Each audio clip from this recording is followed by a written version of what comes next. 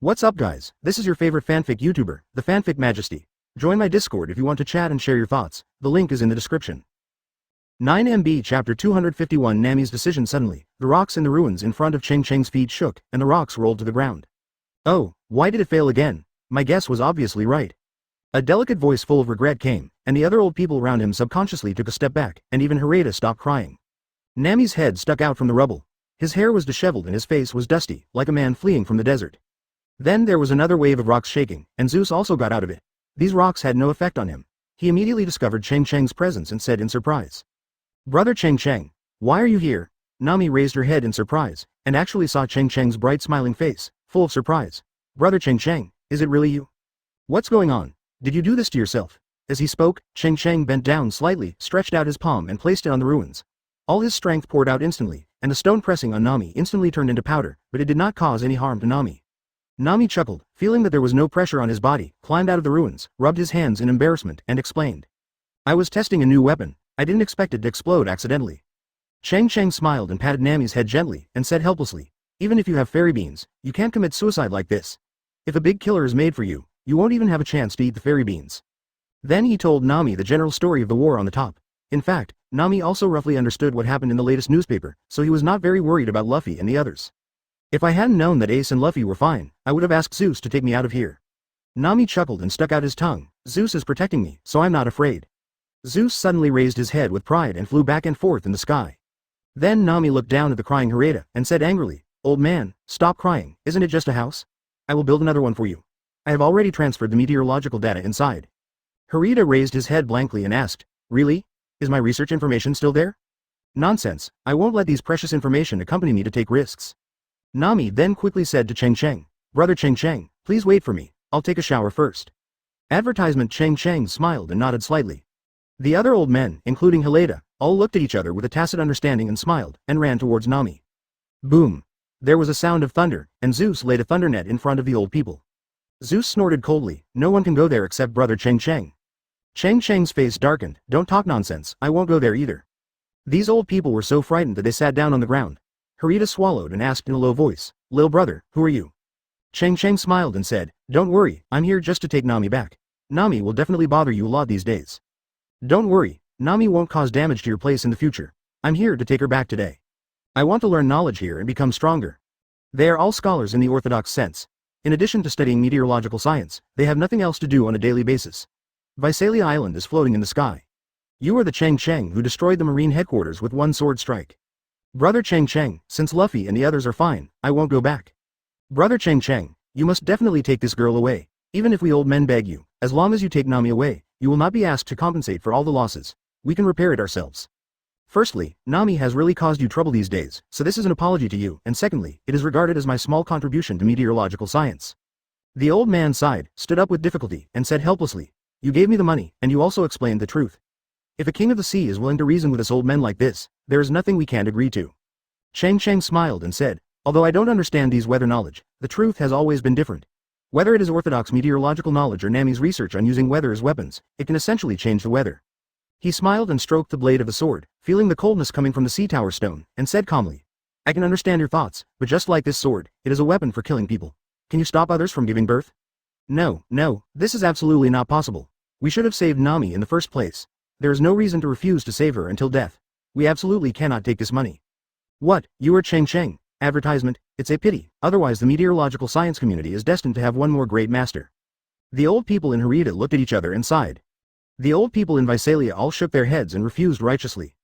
At this time, a determined voice came from the distance. "These people stay away from war, enjoy peace, and are afraid of killing weapons, so they are unwilling to teach Nami this knowledge." The old people next to them were shocked and made noises of shock. One old man quickly flipped through the newspaper and compared the people in the newspaper with Cheng Cheng. Others also agreed with the old man's statement, and a group of old men over 50 years old surrounded Cheng Cheng. The fifth emperor who rose from the old world? The captain of the Black Justice Pirates? Definitely not. Weather weapons, like swords, will slowly appear. This is the inevitable law of renewal and iteration of things. You may be able to delay the emergence of such weather weapons, but who of you can stop it? The purpose of weapons is to protect, not to violate. How to use them depends on who is the user.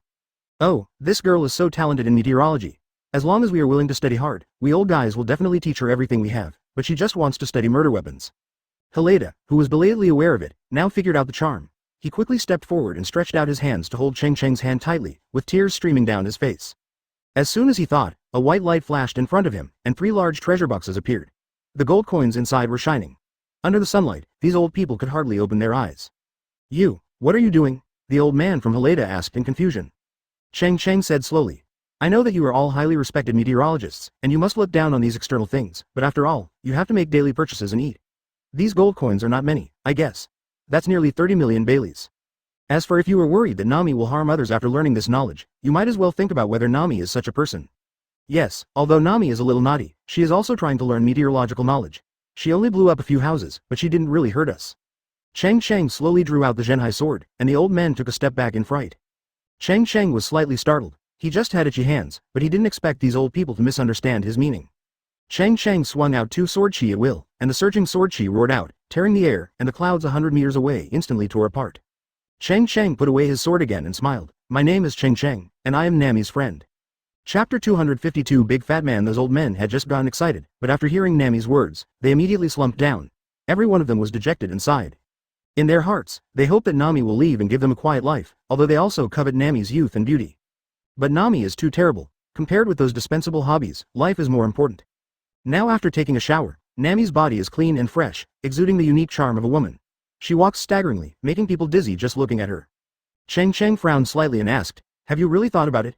Usopp, Sanji, and others will go to Daughter Island to meet up, and this separation may last 2 years. Can you accept being separated from your friends for so long?" Nami was startled, trembling all over, and asked, "Is it going to take so long?"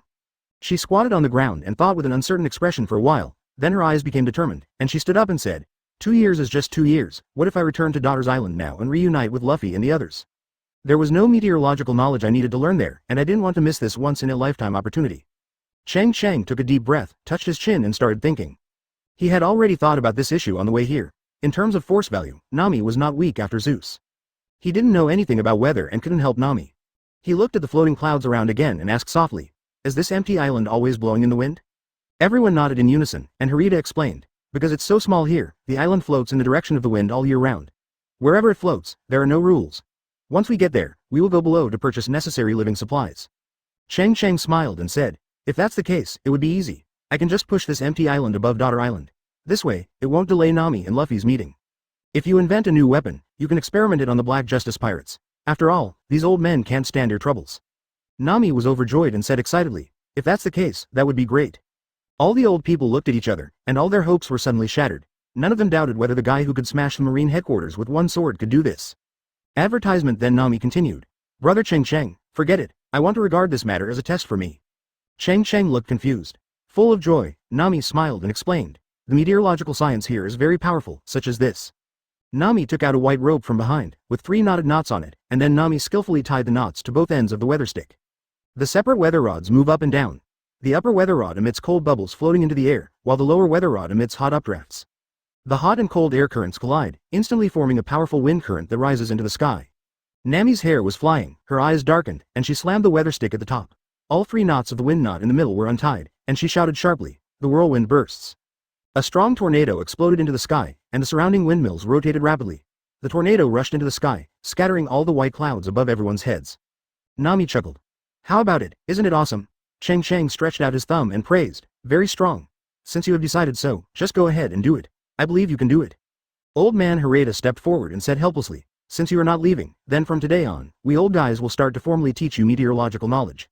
Nami, who was turning the weather wand, looked puzzled. He thought he had heard wrongly and asked, "What's going on? Didn't you say you would kill me before and not teach me? How did it change so quickly?" Old Halita sighed helplessly, "We don't want to either, but little brother Cheng Cheng really gave us too much."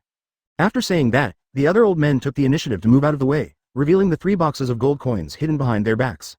The golden light is shining and dazzling.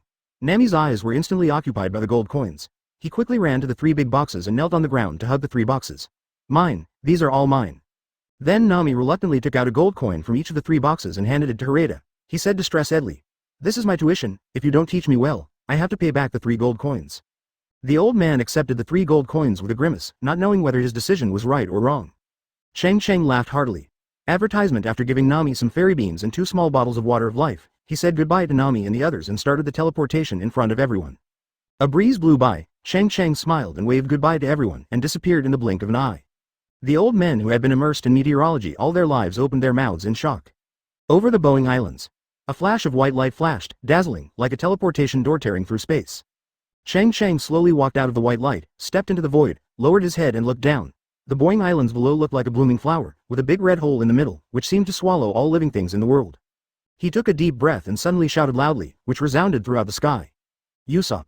Usopp below was currently lying on the side of the ramen waterfall eating ramen with peace of mind. The ramen quickly entered his stomach like running water. There were piles of chicken legs, dinner plates, burgers, cokes, and all kinds of food piled up into a hill. Suddenly, Usopp's ears moved and he heard someone calling his name. He thought it was Hercules calling him in the distance, so he ignored him and continued to eat ramen on his stomach, contentedly. Hercules, really, can't you just let me eat well? If you insist on disturbing me, don't you understand that I can only become stronger by eating? Usopp sighed helplessly, then changed his posture, sat upright with difficulty and ate his hamburger crazily. Hercules stood up and said warily, "Don't talk nonsense, I didn't call you just now, there are other people on the island." Usopp Khan, with his mouth full of burgers, said vaguely, "How is it possible? No one else will come to this island." But the next moment, his mouth stopped moving, and the hamburger spit out from his mouth. He stared blankly at Cheng Cheng who suddenly appeared in front of him, and said with some stuttering, "Cheng Cheng, brother, why are you here?" Cheng Cheng looked at Usopp, who weighed at least 300 kilograms of fat, and sighed in his heart. He punched the fat in Usopp's belly, which made the fat tremble like breaking waves. Just eating to become a fat man will not make you stronger. Chapter 253 Shit luck. Usopp pinched his fat face and felt a sharp pain. Finally confirming that Cheng Cheng in front of him was not an illusion, he hurriedly threw away the hamburger and coke in his arms, rushed forward and hugged Cheng Cheng, crying loudly. "Brother Cheng Cheng, it's really you. How are Luffy and the others? Are they okay?" Cheng Cheng couldn't stand Usopp's appearance of being so fat. Although he was soft against him, he was also very greasy. He raised his foot and kicked him out, laughing and cursing. "Just like a fat pig, lose weight quickly. If you want to become stronger, you don't just have to eat yourself into a fat person." Usopp's figure rolled out quickly, like a meatball, and hit the ramen waterfall hard, splashing countless ramen noodles. He was lonely, letting his body float in the ramen, and sighed. "Besides this, I seem to have no other way. What can I do if I go back now? I am still so weak, let alone when I get to New World in the future. There are so many strong people there, I don't want to be a burden anymore." Cheng Cheng said helplessly. "Climb up first, I'm here to make you stronger." Usopp, who was hopeless, suddenly had a flash of light in his eyes, swam out of the ramen pool and said excitedly, "I know that the Black Justice Pirates are all Phantom Beast Devil Fruit users. Do you have any remaining Devil Fruits?" Cheng Cheng nodded lightly. "Yes, there are many, let you choose as you like."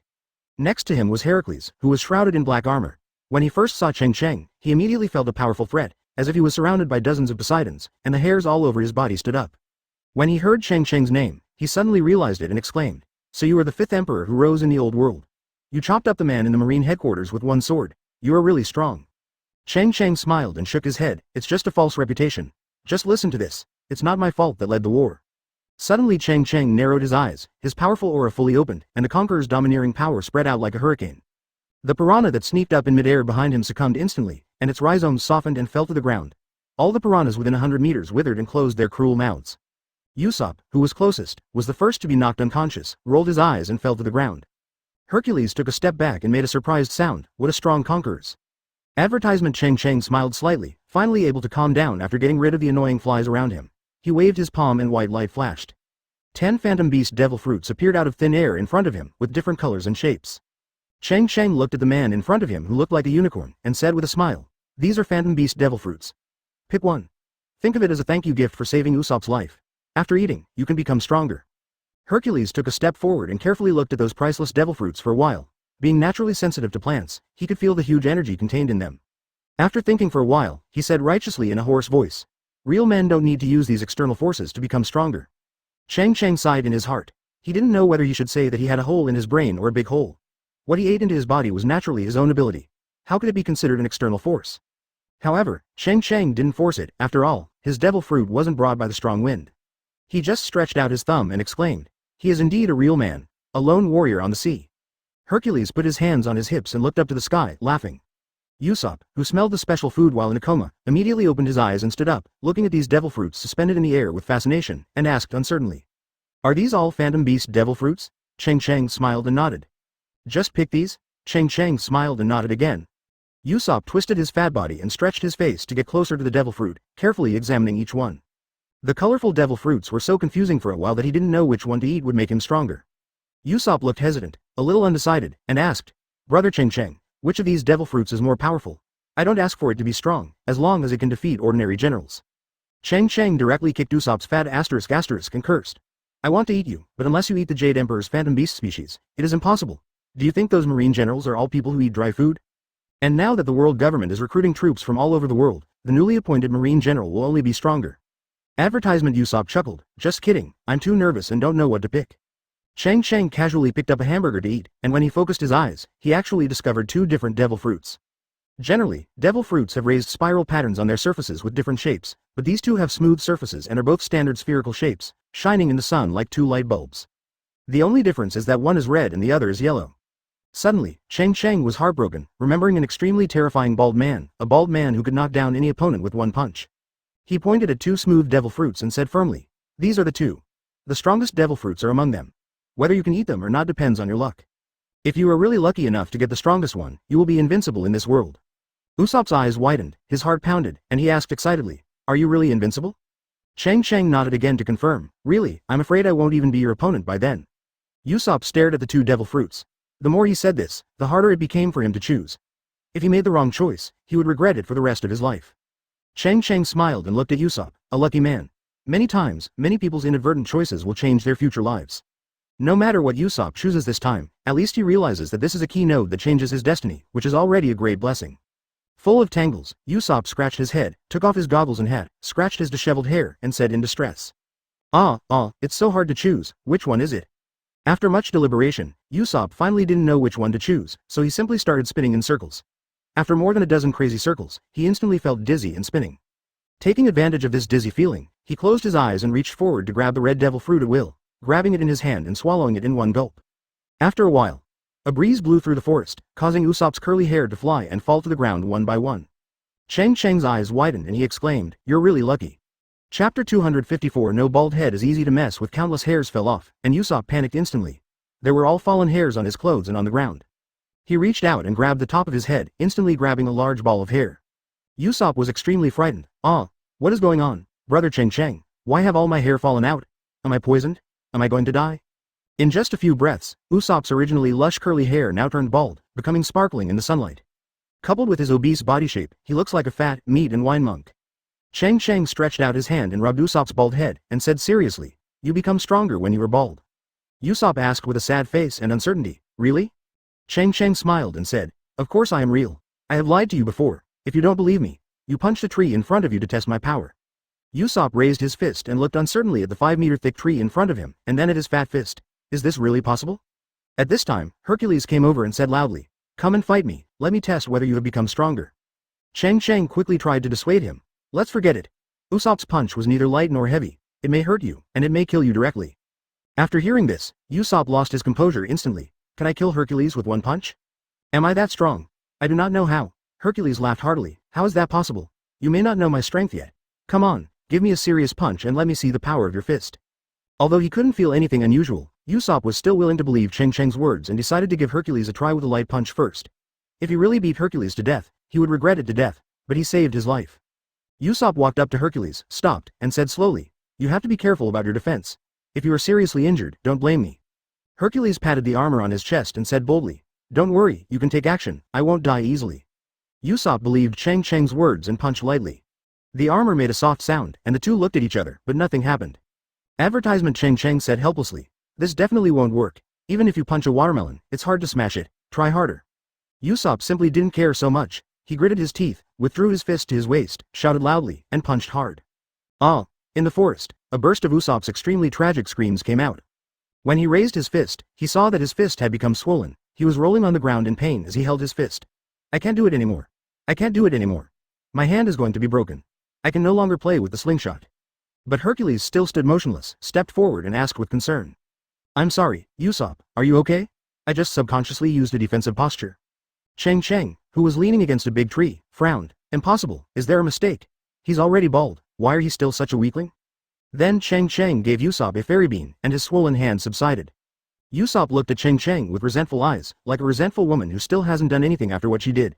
He said aggrievedly, "That's not right, you are deceiving me."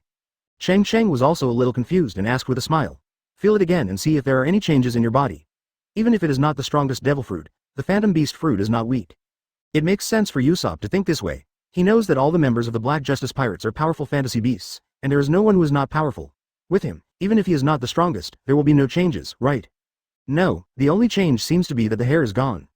Thinking of this, he felt even more desperate to cry. He held up the hair that had fallen to the ground with both hands, feeling heartbroken. Now he just wanted to bury these hairs that had been with him for many years and let them rest in a good home. Usopp sat down and carefully felt the changes in his body. Looking at his body full of fat, he seemed to have become fatter after sitting down. Suddenly, he felt the power of the devil fruit, and suddenly, a yellow halo appeared behind his head, exuding the light of the Buddha who was compassionate and helpful to the world. Inexplicably, a passage of extremely complicated scriptures appeared in his mind. These scriptures were so obscure that he couldn't remember them at all. They were all written in thousands of words, and he could only remember 6 short words. Om Mani Padme Hum. Usopp couldn't help blurting out these 6 words, and the Buddha's light suddenly bloomed in his mouth.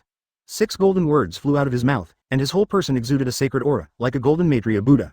Advertisement. Curious about the changes in Usopp, Cheng Cheng saw 6 golden words flying towards him as soon as he approached, and a bad premonition suddenly arose in his heart. He moved his toes, and his figure instantly disappeared from the spot and appeared 100 meters away.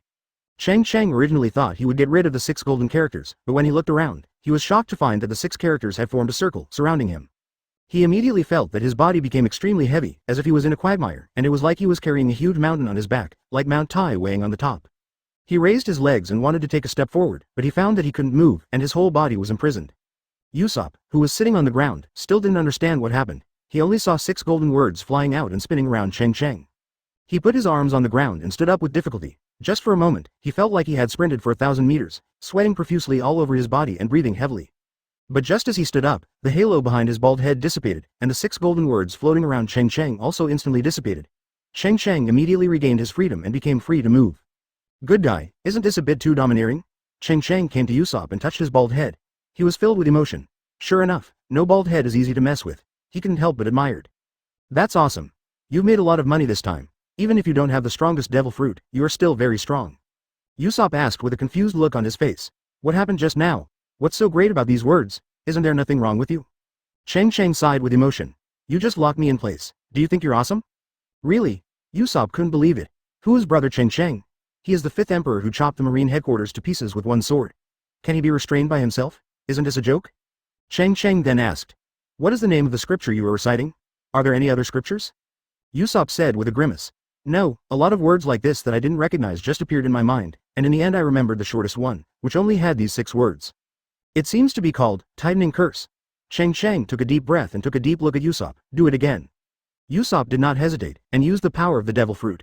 A yellow halo suddenly appeared behind his head, and his lips moved slightly. Om Mani Padme Hum. Chapter 255. Muscular Man. The 6 golden words were like talismans, dragging out the 6 paths golden stream in the air and floating towards Cheng Cheng. This time Cheng Cheng did not escape, but allowed these 6 words to imprison him again. He just wanted to see how powerful Usopp's tightening curse was. Soon, the pressure like Mount Tai came again. Cheng Cheng's muscles swelled and he raised his right foot with difficulty. When he wanted to drop his right foot, he couldn't do it. He just hung in the air. No matter how hard no amount of effort is needed to take this step forward. At this moment, Usopp was covered in sweat, and the sweat on his head was dripping down his eyebrows. His eyes gradually became intense, and he could clearly feel that this was his own power. Cheng Cheng narrowed his eyes and shouted loudly, and a shock wave of strong airflow spread out. The fallen leaves on the ground were swept away and flew with the strong wind. In an instant, his hair turned golden and he became a Super Saiyan. He exerted force again, and his right foot fell to the ground inch by inch, which was extremely difficult. Then he tried to take 2 more steps, and it only took him nearly a minute to take 2 steps. This speed, which is slower than a turtle, is almost equivalent to crawling on the spot, no different from being imprisoned. Suddenly, Cheng Cheng felt a sense of relief, and the 6 golden characters around his body turned into little golden lights and dissipated. Usopp in front of him rolled his eyes, foamed at the mouth, and weakly said the last word. I can't do it anymore. After saying that, he fell backwards and fell to the ground, and the ground shook. Cheng Cheng was not too worried. It seemed that he had fainted due to exhaustion. From the perspective of the confinement action, he only took 2 steps, which could not be considered as freeing himself from the shackles of the curse. If Usopp's physical strength was better and he could last longer, wouldn't it be the strongest control? After that, Cheng Cheng stuffed a fairy being into Usopp's mouth. Usopp quickly woke up and asked excitedly, Brother Cheng Cheng, am I very powerful now? Cheng Cheng nodded seriously and said solemnly, From today on, you will be the killer weapon of the Straw Hat Pirates. As long as you tie up anyone with a tight spell, that person will be a fish on the chopping board. You can kill them however you want. Usopp also figured this out, put his hands on his hips and looked up to the sky, laughing wildly. Cheng Cheng continued. But you have a fatal flaw now, that is, the time is too short. I roughly estimated that the duration of the tight spell is less than 1 minute. It reminds me of a friend I once had, and it is not enough, lasting. 1 minute is enough to kill an ordinary person, but for some strong people, it is not enough, so you must continue to work hard and increase your physical strength. Usopp nodded solemnly. Even if I fight to the death, I will still work hard. Cheng Cheng then customized a set of exclusive training methods for Usopp. Advertisement: do 1,000 push-ups, 1,000 sit-ups, 1,000 squats, 100 kilometers of long-distance running every day, and don't get close to women. Especially the last point, Cheng Cheng told Usopp extremely seriously that as long as he is close to a woman, the effect of his tightening curse will be weakened or even eliminated. Usopp frowned and hesitated with a grimace on his face. After thinking for a long time, he asked softly, "Is it okay to use my nose? My nose is actually quite long." Cheng Cheng raised his foot and kicked Usopp away and said angrily, "No. I really don't know what Usopp is thinking about all day long." Cheng Cheng sighed helplessly. In fact, he had deduced from experience that he should not be sexually involved with women. As for whether there is any prohibition on this, God knows. Finally, Cheng Cheng called Somersault Cloud over again and took Usopp away from the Boeing Islands. When saying goodbye, Usopp tried his best to ask his savior Hercules to leave together, but he was still refused. In desperation, Usopp could only leave alone. As for Cheng Cheng, he bravely teleported to the island he least wanted to go to. Peach Island, also known as the Second Daughter Island. The Kamabaka Kingdom, a paradise for transvestites, was established here. Originally, Cheng Cheng planned to be the last one to teleport here, but after thinking about it, he decided not to do it. Die early and be reincarnated early. What's more, Sanji is still suffering in hell on Earth. The sooner he is rescued, the sooner he can eat the spicy hot pot he made. Thinking of this, Cheng Cheng suddenly felt a little motivated. After being teleported to the sky above the Kamabaka Kingdom, Cheng Cheng looked down from a high altitude and saw that everything he saw was pink. The ground, lawns, forest trees, and even the sky are all pink, and the entire island looks like a huge love. To be honest, aside from the she-males living here, the scenery here is actually pretty good, and it is the most attractive place for girls to come and take photos and check in. Just thinking about the ***** here made Cheng Cheng feel more and more irritable. He just wanted to leave here immediately after finding Sanji. His eyes were focused, and his domineering power was instantly activated. Advertisement: in an instant, countless red dots of breath appeared in his mind. He tried to feel Sanji's different breath, but after a while, his brows became tighter and tighter, and he couldn't feel Sanji's breath at all. Isn't Sanji here? However, he immediately rejected the idea. The greater possibility is that Sanji was assimilated by other she-males. Forget it, I can only go find someone to ask. Then Cheng Cheng casually pulled off a piece of black cloth from his cloak and wrapped it around his eyes, and his vision suddenly went dark. Out of sight, out of mind. Now, even if he closes his eyes, he can easily understand the surrounding environment with the help of his powerful sense of sight, and there is no chance of his head suddenly hitting a tree. Cheng Cheng, dressed in black and with white hair, walked forward slowly with a sword on his back, looking out of place on this pink island. It didn't take long for the ladyboy walking on the road ahead to notice Cheng Cheng, a foreign guest. The three of them held each other's arms together and looked at Cheng Cheng obsessively. For a while, the three of them stood there and forgot to say hello. The three of them were wearing extremely beautiful princess dresses, and they all had a pair of straight long legs, but each of them had more hair on their legs than the other, and their faces were even more heavily made up than the other. A yellow-haired guest came to this island some time ago. He was extremely handsome. They had a lot of fun during that time. However, the white-haired young man in front of them now was even more handsome than the yellow-haired one before. Oh my god, is this God's reward? So much so that when Cheng Cheng walked past them, the three of them forgot to say hello. They all stared wide-eyed and drooled. Speak quickly, don't you like this type the best? Moto, who was wearing a pink princess dress, pushed Shao Ka with his arm and said softly. Shao Ka, who looked shy, clasped his hands and twisted his body, blinked his extremely long eyelashes, and his purple eyeshadow foundation fell down like snowflakes. He looked shy and said in an inaudible voice, "No way, people obviously like muscular men." Chapter 256 Sisters. Another minibus wearing a light blue princess dress pretended to take a step forward and threatened. Little coquettish hoof, sister, I don't know about you yet. If you don't come, sister will eat him first.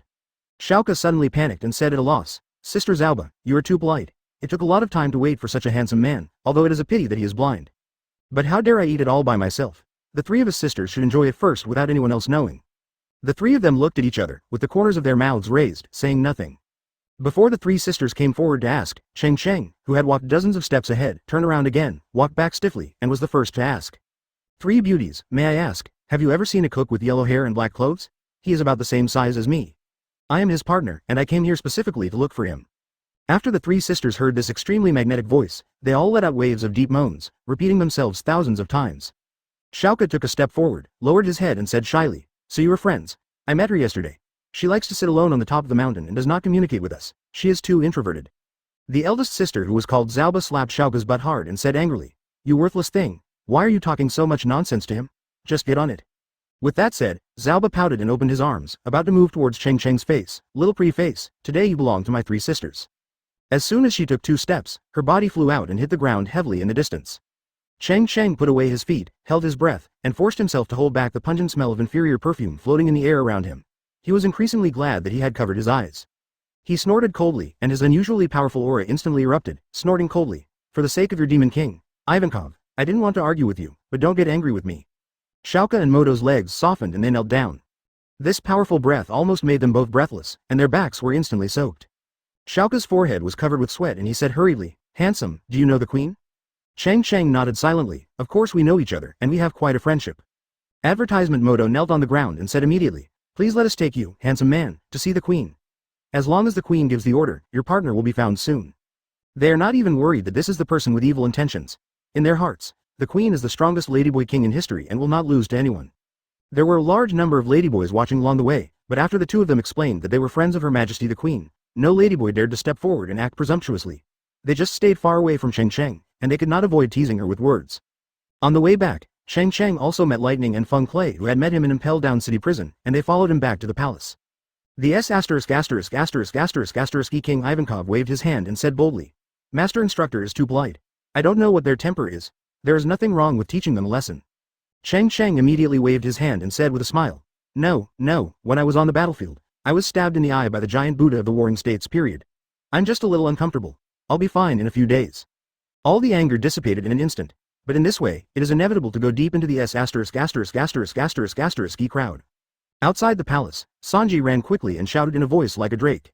The boxing skills learned here are making rapid progress every day, and even the King Ivankov is full of praise for it.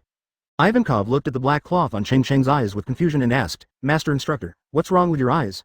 I know a little bit about medical skills, how about I give you a look?" Speaking of which, Cheng Cheng was half a member of the Revolutionary Army. Not to mention the identity of the chief instructor, just because of Sabo's relationship, he was destined not to be an enemy. Especially Feng Clay, who was once an agent of Baroque Works, felt like a fish in water after arriving here, as if he had arrived in paradise. During the battle, she had witnessed with her own eyes Cheng Cheng's sword that fell from the sky, which was unparalleled in domineering power. It was enough to be proud of just forcing Hawkeye back, and it also smashed the Marine headquarters with one sword, which was simply shocking. Moto and Shauka looked at each other, and they had a tacit understanding in their hearts. A person with such a strong aura would definitely disdain lying, and since he agreed to follow her to see the queen, it was naturally somewhat credible. Facing this kind of reception with the highest etiquette, Cheng Cheng suddenly felt a little more guilty, and at the same time he was even more grateful that he had made a wise decision to wrap himself in black cloth in advance. Every second, every minute, Cheng Cheng felt like his days were like years. Cheng Cheng bowed and said slowly, "Sorry, if I don't make them faint, I will faint." Advertisement. After she ran out of the city gate, she first saw her colleagues who had fainted all around. Before she could get angry, she saw Cheng Cheng's familiar face. For a time, the entire palace was filled with singing and dancing, the aroma of wine overflowed, and there were even rows of scantily clad ladyboys twisting their bodies to dance for Cheng Cheng. By the time they arrived at the gate of the palace, there were already hundreds of people watching. Each of these people said something and looked at Cheng Cheng infatuatedly. Later, after they used the god-slaying order in Marine, they received Sabo's retreat signal immediately, and everyone retreated quickly.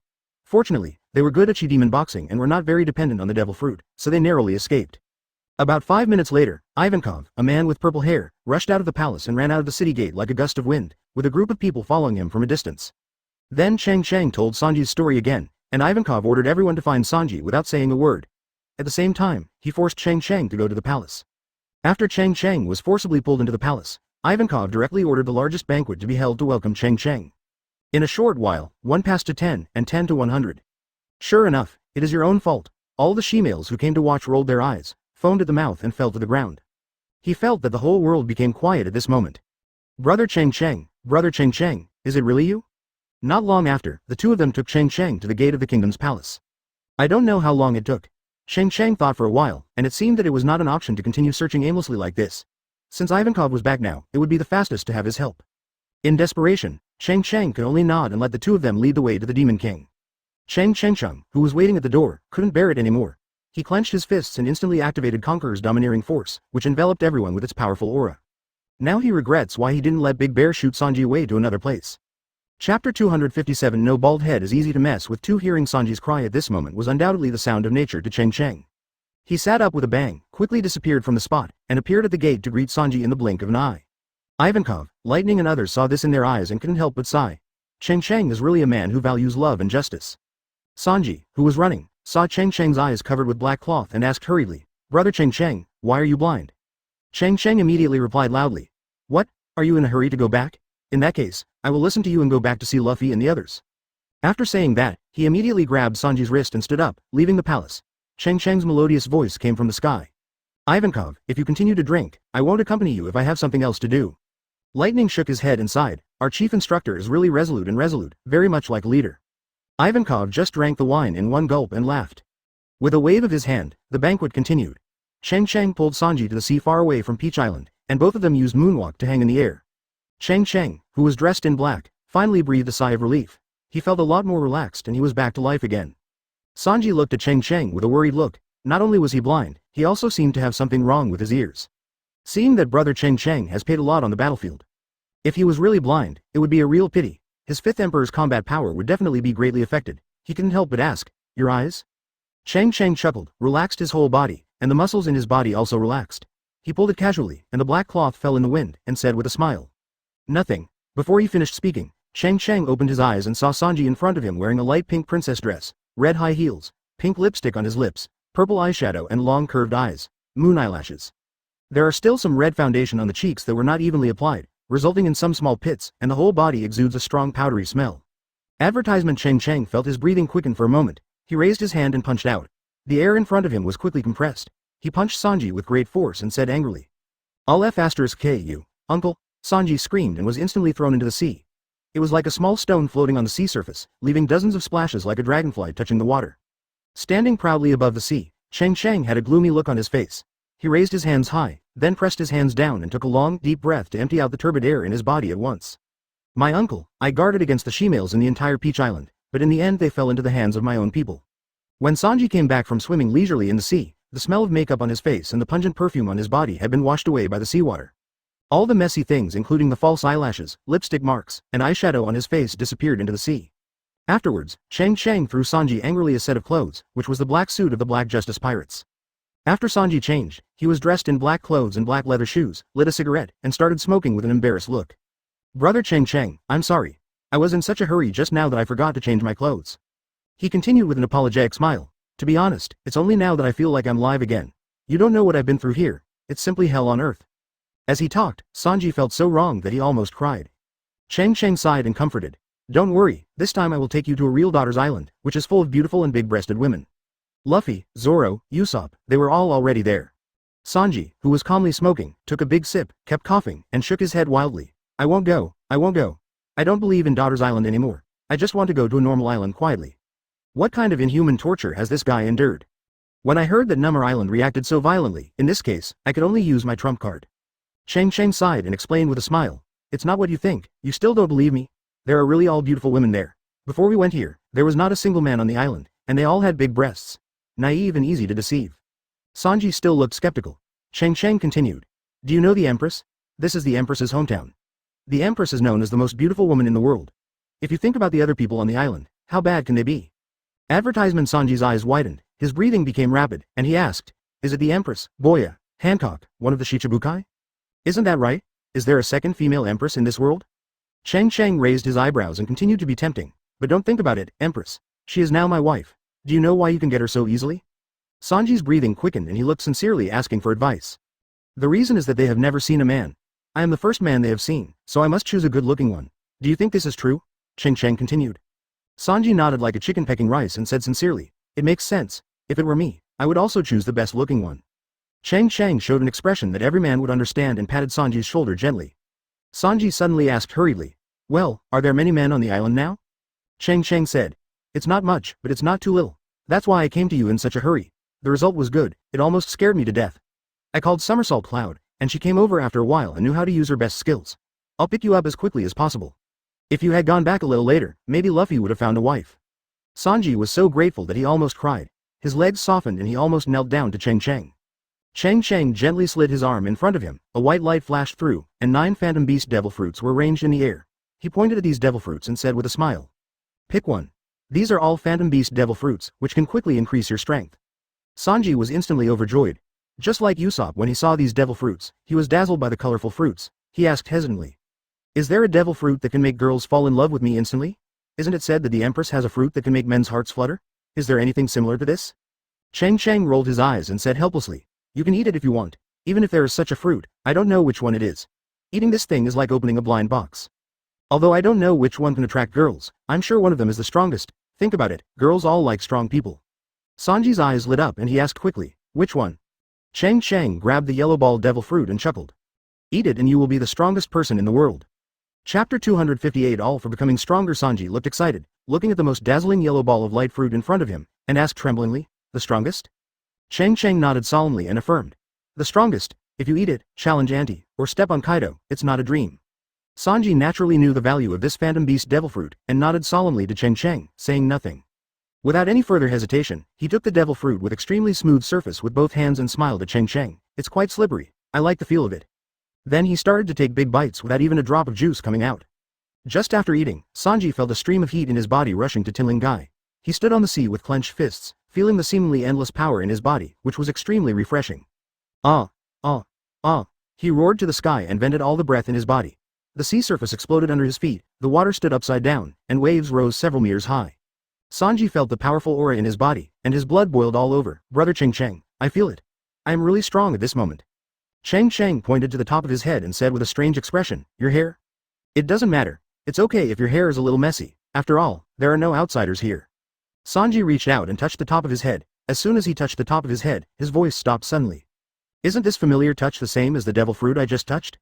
So damn slippery. Then Sanji panicked and groped his head with his hands, but couldn't find any remaining hair. His expression was dull and expressionless. Brother Cheng Cheng, where is my hair?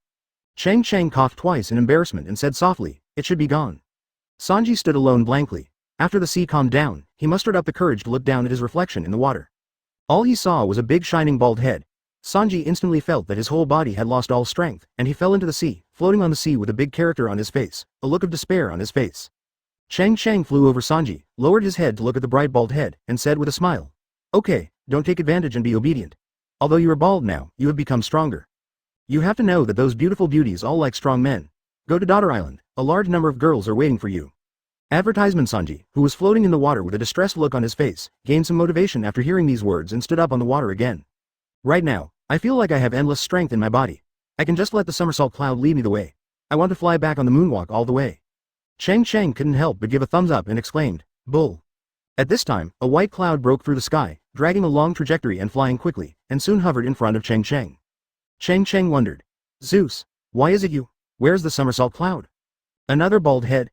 Zeus first glanced down at Sanji's bald head, a little surprised, and then said slowly, don't mention it, she is not that Usopp, she is too fat. Somersault Cloud said she is too tired, she needs to rest for a few days, she can't fly. Moved. Cheng Cheng looked helpless and didn't know whether to laugh or cry. Sanji stood up, pointed at Zeus and yelled, you're the bald one, you don't have a hair at all. Zeus didn't look angry, and said lazily, I'm a cloud, I don't have any hair to begin with. This time Sanji was so angry that he felt like crying even more. Cheng Cheng stepped forward and comforted him, it's okay, maybe it will grow out in 2 months. Sanji touched his bald head with a melancholy look on his face, and sighed, I hope it can grow back. Brother Cheng Cheng, in that case, I will go back with Zeus first. Cheng Cheng nodded and said with a smile, go ahead, if you want to compete with other people at Daughter's Island, remember to just attack at will. Don't take it too seriously. You are too strong now and you can't control your strength. Sanji nodded solemnly, and then his feet suddenly exerted force. The sea below instantly stirred up a huge wave of 100 meters high. His whole figure was like a cannonball, ejected towards the distant sky. For a moment, Zeus was left far behind. Cheng Cheng looked away and Sanji was filled with emotion. It seems that you all really want to become stronger. In order to improve her meteorological knowledge, Nami wanted to control the wind direction by herself, and used her own efforts to move the small sky island above the Daughter Island. Zoro once knelt down to Hawkeye in order to become stronger. Advertisement Usopp became as fat as a pig in order to become strong. Even if Sanji gained such great strength, he still had to train his legs to fly back by himself. It seems that they all foresee the same problem in the future by working so hard. If Luffy was caught and executed by Marine, would they be able to save Luffy? Cheng Cheng stood alone on the sea surface until the sea surface became calm again. He narrowed his eyes and murmured to himself, in 1 year, I will make all of you Straw Hat Pirates the strongest. In the ring space, the Phantom Beast Spirit Tree was empty and there was no devil fruit. Only the crimson fireball at the top was burning.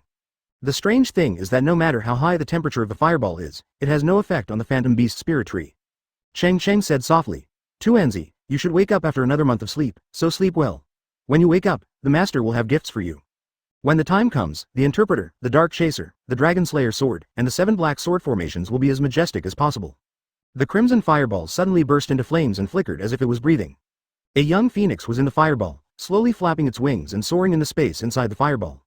Cheng Cheng's body stiffened, his eyes turned red unconsciously, and he said softly, "Don't worry, sleep well and recuperate.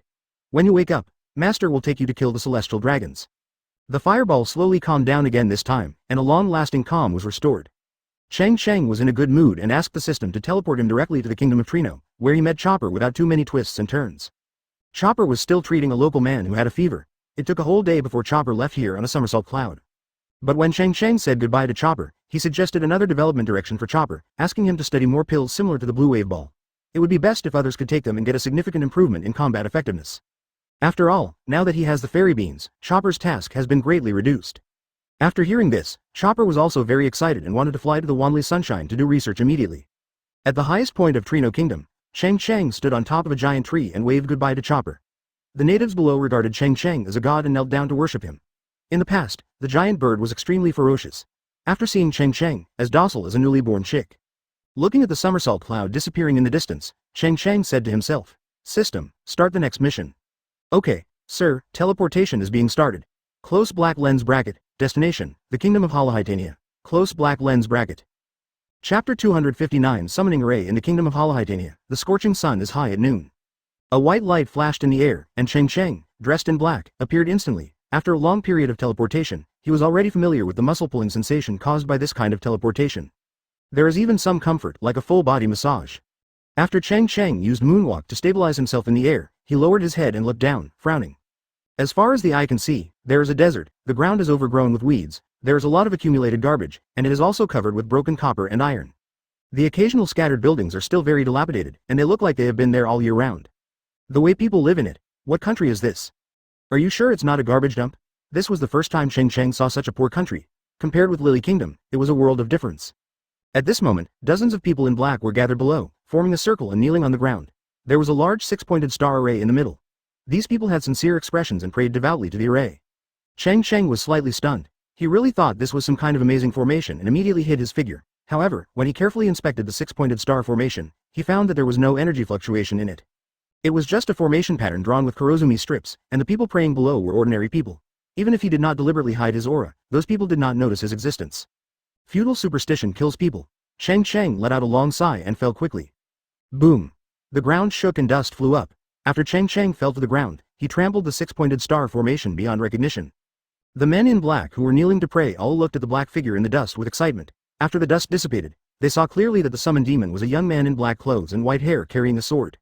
The little girl, who had not eaten for 3 days, was already dizzy with hunger. Stimulated by the strong aura exuded by Cheng Cheng, her physical strength was rapidly depleted, accelerating the girl's fainting. Advertisement, but Alice was so hungry that she couldn't even hear her mother's words at this moment. The girl's mother held her daughter in her arms like she was crazy. She quickly groped around her body with panic eyes, and finally found a small piece of shriveled potato in her collar.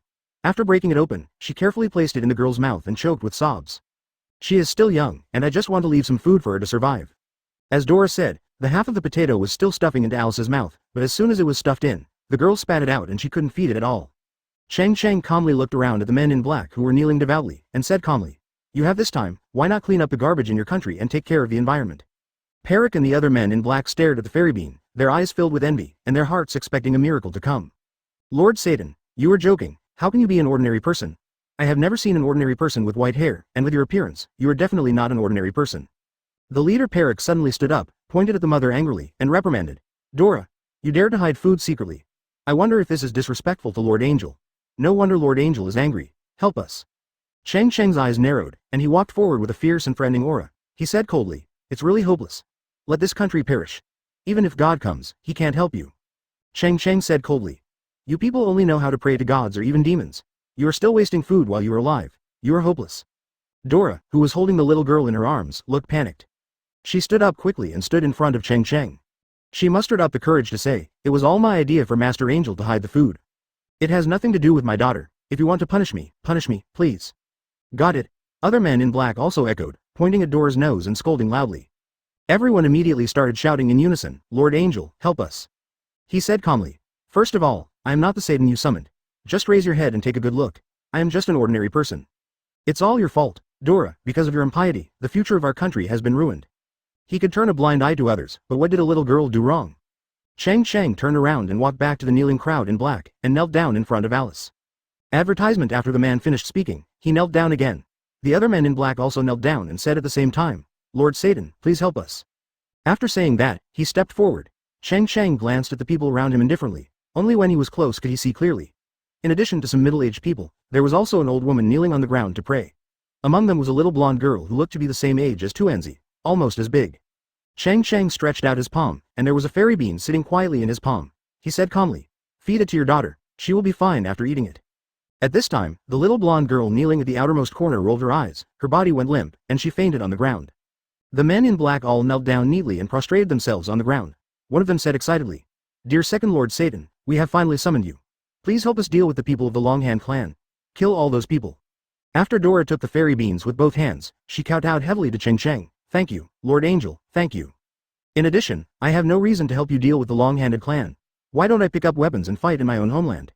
Alice, eat quickly. You will wake up after eating the food. The leader of this country, Peric, was a middle-aged man wearing a hat that looked like a melee. He boldly straightened up and still knelt down and said respectfully. Peric said heartbreakingly, Lord Angel, we have used up the last food in order to summon you. If you just leave like this, we will starve to death. Obviously we have succeeded, victory is right in front of us, but I didn't expect that in the end it was because of you, a woman, and your kindness as a woman that you were going to kill us. Dora felt more and more guilty and kept apologizing. I'm sorry, I really didn't expect this result. My daughter hasn't eaten for 3 days. The man in black on the side echoed, Did we use forbidden magic this time to summon the angel by accident? Dora hugged her daughter tightly and said softly, It's okay. Eat it quickly, you will have strength after eating. Cheng Cheng, who was 10 meters away, stopped, took a deep breath and sighed. The men in black suddenly felt strong pressure, and cold sweat broke out on their foreheads. They knelt on the ground and did not dare to get up. They just looked at Cheng Cheng with more excitement in their eyes and begged towards Cheng Cheng's back. Chapter 260. Be scientific, not superstitious. Strangely enough, Alice, who had spit out the potatoes she had just fed, ate the fairy beans quietly. Alice, who was in a coma, instantly felt a wave of heat emerging from her body, filling her limbs. She rubbed her eyes, stood up quickly in a daze, looked at her tearful mother and asked softly with concern. Mother, what's wrong with you? Dora was very excited and said in a quick voice, Quick, this angel has saved you, please kowtow quickly. The blonde-haired Alice obediently knelt down and kowtowed to Cheng Cheng. The surrounding residents in black looked excited and knelt down before the girl. They bowed to the ground and shouted loudly. The spirit has appeared, the angel has appeared. You are truly an angel. You can actually resurrect the dead, it is simply incredible. A miracle, what a miracle. Please, Lord Angel, let us to defeat the long-handed clan. Cheng Cheng looked at the little girl's emaciated body, which was almost skin and bones, and felt sad again in his heart. He looked at the residents kneeling on the ground and kowtowed and said coldly. Everyone, get up. I am neither an angel nor Satan. No matter how many times I kowtow, I will not help you. The Satan you mentioned before is a skeleton who likes to look at underwear, right? The leader Peric seemed to realize that Cheng Cheng was really angry, so he took the lead in standing up with other people and said more respectfully. Lord Angel is really a clairvoyant, and he even knows these things. Lord Satan originally said he likes to look at underwear, but after we all showed him underwear, he became unhappy instead. Cheng Cheng said calmly. He is not Satan, he is just a person with abilities who ate the devil fruit. He called Brooke my friend, and I came to take him back. It's that simple. My name is Cheng Cheng, if you dare to call Angel again, I will chop you to death first. After saying that, Cheng Cheng dissipated Conqueror's domineering pressure a little, and the residents instantly felt a tremor in their hearts, and all of them felt chills on their backs. The leader, Peric, was thoughtful and quickly took out a crumpled newspaper from his arms.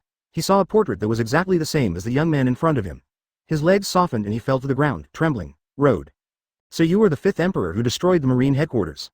Cheng Cheng chuckled. It turns out that even such a poor place knows my name, but you just need to believe that I'm not some bullshit angel. Advertisement. You must be scientific and don't engage in these futile superstitions all day long. Heaven is healthy and a gentleman strives to constantly improve himself, understand? We have tried our best, but the food we have grown so hard has been robbed by bandits from the Changshu tribe. They came to our country to rob and kidnap all the women. Our lives have become desperate. There is really no other way. It's over. Except for our mother and daughter, other women died or were arrested. My benefactor, I scratched my face with an iron sheet myself so that the robbers would not look down on me. My daughter Alice was not taken away because she was still young. He walked around the wall of the room without triggering the task reward. He walked slowly over. The bottom of the red house was a hollow structure, and there were a lot of dried animal feces on the ground. It must have been the chickens and ducks that were once raised here.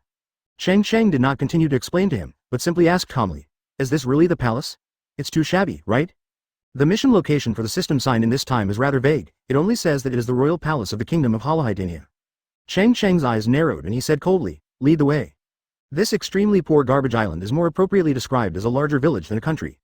After the leader Peric found out that Cheng Cheng was not an angel but a famous pirate, he lost a little respect and a lot more fear, and explained with a grimace. Of course, Cheng Cheng knew without reading that these so-called magic books were all lies. After walking inside, the walls were covered with props used to worship the gods, including shells, red ropes, hexagrams and other pendants, as well as some books recording forbidden magic. Cheng Cheng doesn't feel it's a pity either. In this poor place, the quality of the sign and rewards is probably not much better. But everything you can see here is littered with scraps of metal and rubbish. Apart from dilapidated thatched huts, where is the palace? Cheng Cheng looked forward and saw a red house 100 meters away that was different from the surrounding thatched houses. There is also a big hole in the roof. Sunlight shines through the hole onto the ground, forming a pillar of light. Dust floats, making it extremely conspicuous in this space. Dora took a deep breath and stood up. She took off the black hood that covered her head. The left half of her face was filled with scars, which was shocking, she explained softly. Advertisement taking a chance, Cheng Cheng still asked, "Where is your palace?" Leader Peric hurriedly pointed to a red house in front of him and said with an apologetic smile, "That's the palace there," which made Lord Cheng Cheng laugh. "Our country is poor, and the palace is what we call it privately. It's really a joke to say it out." These people who were driven to despair seemed to have no better way out than to transfer their faith to the illusory gods. Even Satan, no, your skeleton friend was captured by the Changshu clan. I heard that he has been captured and taken to the Tenejina Kingdom on Jianshan Island for people to watch. Thousands of people buy it every day. Tickets to visit. After entering this so-called palace, there is only less than 20 square meters of space inside, and there is only a wooden bed, which must be the dragon chair. He couldn't help but smile bitterly. In his previous life, he could still understand some of this stuff, but now he has completely forgotten it. In this situation, what else can they do? Cheng Cheng slowly climbed up the stairs, the wooden boards under his feet creaking. Suddenly he found a thick stack of white paper on the table in the middle. He walked over and opened it and found that it was a stack of musical scores. The leader Peric looked at Cheng Cheng, who was in a daze, stepped forward and said softly, "These are the spells created by your skeleton friend. Every time he sings these spells, we feel inexplicably excited. Even basic things like sharps, flats, and musical scales are now blurred in my memory. There is no such thing as magical energy floating in the air." Peric looked gloomy and sighed heavily. It makes Master Cheng Cheng laugh. Our country actually had a proper royal palace a few years ago, but it was later occupied by the Changshu clan and drove us here to eat here, waiting to die. Cheng Cheng glanced around and found that among the dozens of people around him, except for Dora, the mother and daughter, there were no other young women. Cheng Cheng fell silent. But now people are starving to death, either taken away by those longhand bandits, or eaten by themselves. The only sources of magic in this world are the legendary devil fruit tree and his phantom beast spirit tree. It's pretty good to be able to survive tenaciously until now. Chapter 261. The long-handed tribe Namakula Island and Jianshan Island were actually the same island more than 10 years ago, and the distance between them was only a small river about 5 or 6 meters wide. Later, the people of the Hairhaitania Kingdom were continuously invaded by the Longhand tribe, and countless wars were launched. The people of the Longhand clan were naturally strong in stature, fierce and warlike in character, and with their long arms, they quickly occupied the palace of Hairhaitania and drove them to the edge of the island. Moreover, a clear boundary has been drawn with losers like them, and a small river has been dug out manually as the boundary to distinguish them. According to the people of the Longhand clan, they are disdainful of them staying on the same island together. The leader, Peric, was telling the story of their humiliation while leading the way. Only with Cheng Cheng following behind did he dare to step into the territory of the Longhand clan. Otherwise, he would not have dared to cross this road even if he had 10 courages. River. After arriving at the river, there were only a dozen stone piers in the middle of the river serving as stone bridges. Peric stopped by the river and looked at Cheng Cheng without hesitation. Cheng Cheng smiled calmly, "Don't worry, as long as you are within 10 steps of me, no one will kill you." Only then did Peric feel relieved, strode up the stone pier and crossed the river. The two of them walked forward, and soon Cheng Cheng saw a wooden fence placed on the road in the distance. There were 3 or 5 strong men with arms above their knees on both sides of the road. Even when they were sitting, their bodies were as strong as bears. These people were drinking and chatting at the moment, and didn't even notice the appearance of Cheng Cheng and the others. Cheng Cheng looked at Peric, who was as skinny as a monkey, and felt relieved. It would be weird if he could win. These two countries are not fair opponents at all. He turned around and asked, "Are they from the Changshu clan?" Peric replied, "Yes, they are the guards staying here, Master Cheng Cheng. If we want to go there, it is best not to be discovered. Let's take a detour. I know there is a secret entrance over there, so we can go there easily." Cheng Cheng smiled helplessly, and in a flash, he appeared 100 meters away. He suddenly came to sit down at the wine table with the 5 people, and said with a smile, "Everyone, excuse me, can you show me the way?" The 5 people around them were all startled when they saw that there was another person suddenly appearing in broad daylight. The drunkenness they had just felt dissipated instantly.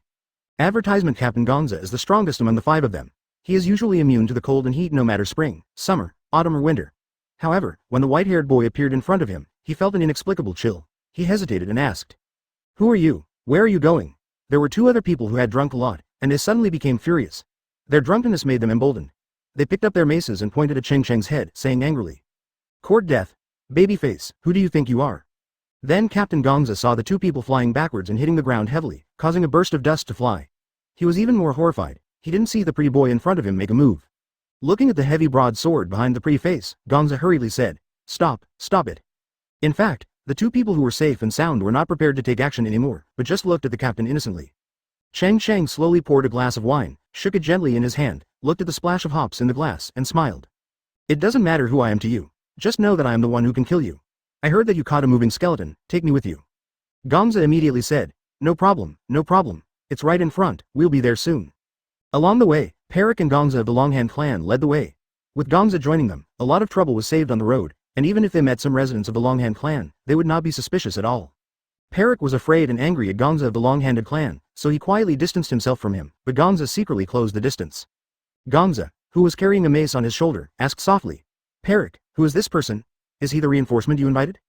Perik glanced sideways at Gongza and snorted coldly, "It's better that you don't know. If you tell me, I'm afraid I'll scare you to death." After arriving in the territory of the Long-Hand clan, the whole environment took on a completely new look. Various shops appeared on the road, and the coming and going of people became extremely lively. Compared with the garbage dump like Kingdom of Hollohitania, it was a world of difference. The leader Perik's expression became increasingly bitter and he just walked with his head lowered.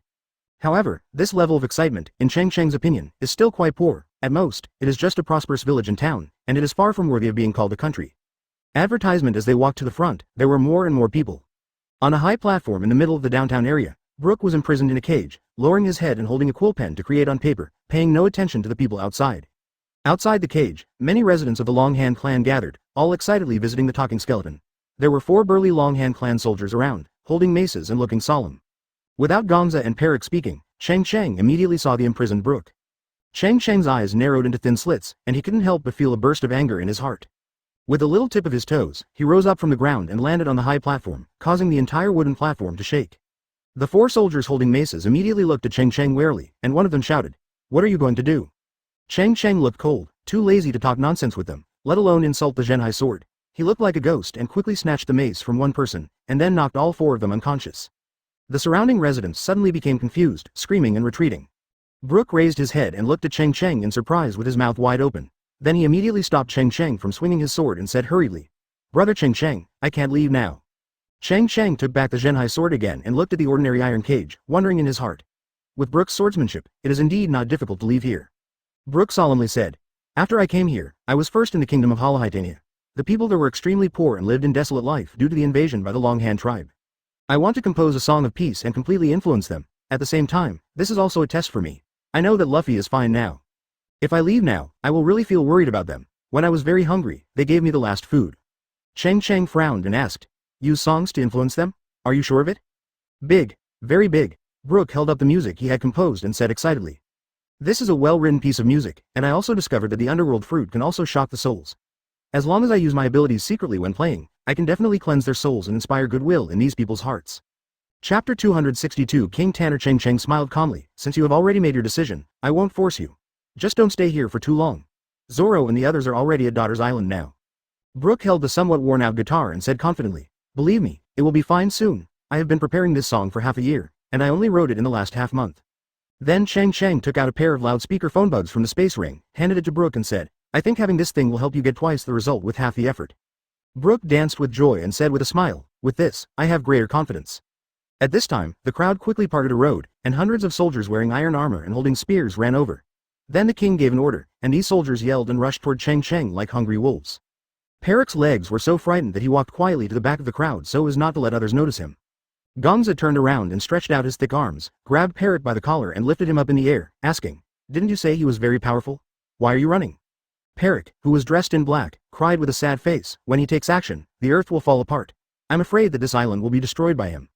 Facing these soldiers who were stronger than Marine, Cheng Cheng looked indifferent and casually drew out the Zhenhai sword and stood it upright in front of him. With his eyes condensed, his whole body's aura surged, and the airflow formed by the sword intent in his body spread out, whipping up gusts of wind. In an instant, the sword aura on the Zhenhai sword surged, and a huge 10-meter-long blue sword aura surged out. At this time, Cheng Cheng was holding a giant sword and looked majestic, like a god from the 9 heavens descending into the world. When the hundreds of soldiers rushing forward saw this scene, they immediately stopped their momentum and opened their mouths wide, as if they were frightened. How had they ever seen such an expanding formation? Is the white-haired boy in front of me really a human? As long as the 10-meter-long blue lightsaber swipes horizontally, half of them will be cut off, right? The king of the Long Hand clan, Taina, was taller, almost twice the size of the ordinary Long Hand clan. His arms drooped naturally and could almost touch the ground. He wore a golden crown inlaid with rubies on his head and shouted sternly. "Stop, advertisement!" Then he looked at Cheng Cheng and said apologetically. "I don't know if it was your lord who came here. It was a misunderstanding. This is all a misunderstanding." Cheng Cheng raised the dazzling blue giant sword and said with a smile, "It doesn't matter if you don't know me, but it is really a capital crime for you not to know this King of Souls." King Tanner turned around and ordered sternly, "What are you doing standing still? Why don't you hurry up and let the King of Souls free you?" Cheng Cheng's eyes were cold, his huge sword energy tilted over Tanner's head, and he said slowly, "You blind barbarians, don't you know that my friend is a world-famous musician? You treat my friend like a monkey for a few days and then let him go and you're done?" King Tanner smiled awkwardly, with beads of sweat on his forehead. "If you have any requests, sir, just ask me, and I will do my best to satisfy you." Cheng Cheng sneered. "It's really stupid to call you stupid. Do you think this broken cage can trap my friend? He just concentrates on creating music. Now go and call everyone here. The King of Soul is going to test his music." King Taina suddenly breathed a sigh of relief, relaxed, and immediately ordered a minister beside him. "Go quickly, notify the whole country immediately. No matter what you are doing, come here immediately." The short, fat minister with a goatee asked hesitantly, "Where are the border guards? Do they want to come too?" King Tanner was furious. If he didn't take this opportunity to summon all the soldiers, what if he, the king, would be hacked to death? But he couldn't say these words clearly, so he could only say with a gloomy face, "Didn't you hear what the adults said, everyone?" The goatee minister finally realized what he was doing, suddenly realized what he was doing, and trotted away from here. Cheng Cheng put away the huge sword energy with satisfaction, put the Zhenhai sword on his shoulder and swayed towards King Tanner, and said with a smile, "Not bad, he still has the heart to be a king. Hala Haitania, it's not surprising that the kingdom lost to you." King Tanner was confused for a moment. Why was he related to Hala Haitania again? Also think about where this skeleton was snatched from. How powerful can this skeleton be? Is this huge sword energy just a bluff? Advertisement? Cheng Cheng smiled while carrying the Zhenhai sword. "Take me to the palace for a walk. I haven't eaten seriously in the past few days. Let's bring whatever delicious food is available." King Tanner's expression became more and more uncertain. It was just a small matter to release the skeleton. For them, it was just a missing toy for them to visit, and it would not cause much loss.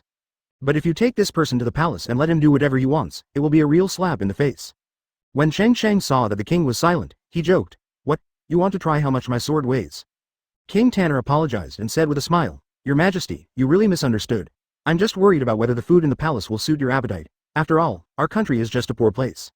However, although our country is small, we have produced several famous figures, and we have a pretty good relationship with each other. I wonder if you recognize them?" Cheng Cheng narrowed his eyes and smiled. "Oh, tell me?" King Tanner took courage and said, "Captain Apu, the captain of the radio pirates, is one of the supernova pirates with a bounty of more than 300 million belly. Former Marine Brigadier General Shuzo is both a member of my Longhand clan, and we are very close to each other. Have you ever heard of me?" Cheng Cheng shook his head and sighed. "You want to scare me with these people, but they are not qualified. But how long has it been since you read the newspaper? Are you a fool to be a king? The radio pirates were killed by my crew a long time ago, and the entire Marine headquarters was destroyed by me. It would be too weak for you to have a Commodore as your backer. I thought you were going to move the 5 elders out." King Tanner's expression was dull, as if he was wondering if he heard correctly. Of course he knew about Apu's death. He just wanted to scare the other party by saying it. He didn't expect the white-haired young man to be so loud. Suddenly, he seemed to have thought of something, and hurriedly said to the ministers beside him, "Give me the newspaper with the war on it, hurry up." The middle-aged man on the side was startled by the king's harsh tone, and quickly rummaged through the newspaper with trembling hands. After the king grabbed the newspaper, he found the photo of the 5th emperor who destroyed the Marine headquarters. Compared with Cheng Cheng's smiling face, the Cheng Cheng in the newspaper had blonde hair, and other than that, his handsome face was exactly the same.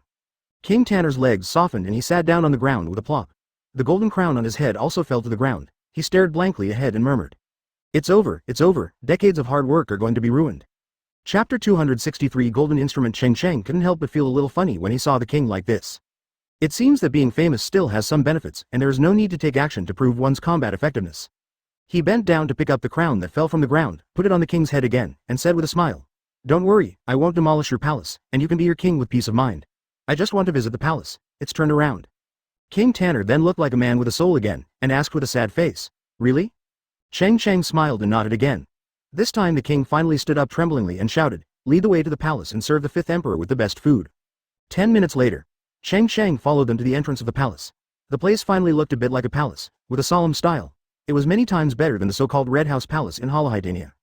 Perik, whose face was covered by a black robe, followed Cheng Cheng cautiously. After seeing the familiar palace, he couldn't help but walk forward, stretched out his calloused hands, and touched the stone pillars carved with coiled dragons, stroking back and forth. Before I knew it, tears were streaming down my face. King Tanner just thought that the man in black was a bit strange and familiar, but when he thought that it was the person brought by the fifth emperor, he did not dare to take a closer look. The palace hall was quickly filled with wine and meat, which were piled high.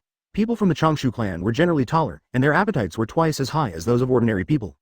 The leader Perik sat in a chair and stared blankly at the mountain of wine and meat in front of him. He did not eat, but poured himself a glass of wine and drank it slowly. As for Cheng Cheng, he was wandering around the palace aimlessly. The soldiers guarding the palace, I don't know if they had received orders in advance, turned a blind eye to Cheng Cheng who was wandering around, and just pretended not to see him. Cheng Cheng tiptoed, stepping on the air and landed on the roof of the palace hall. This is the highest place in the country. Looking towards the square, he could see Brooke busy on the stage from a distance, preparing to play a new song, music.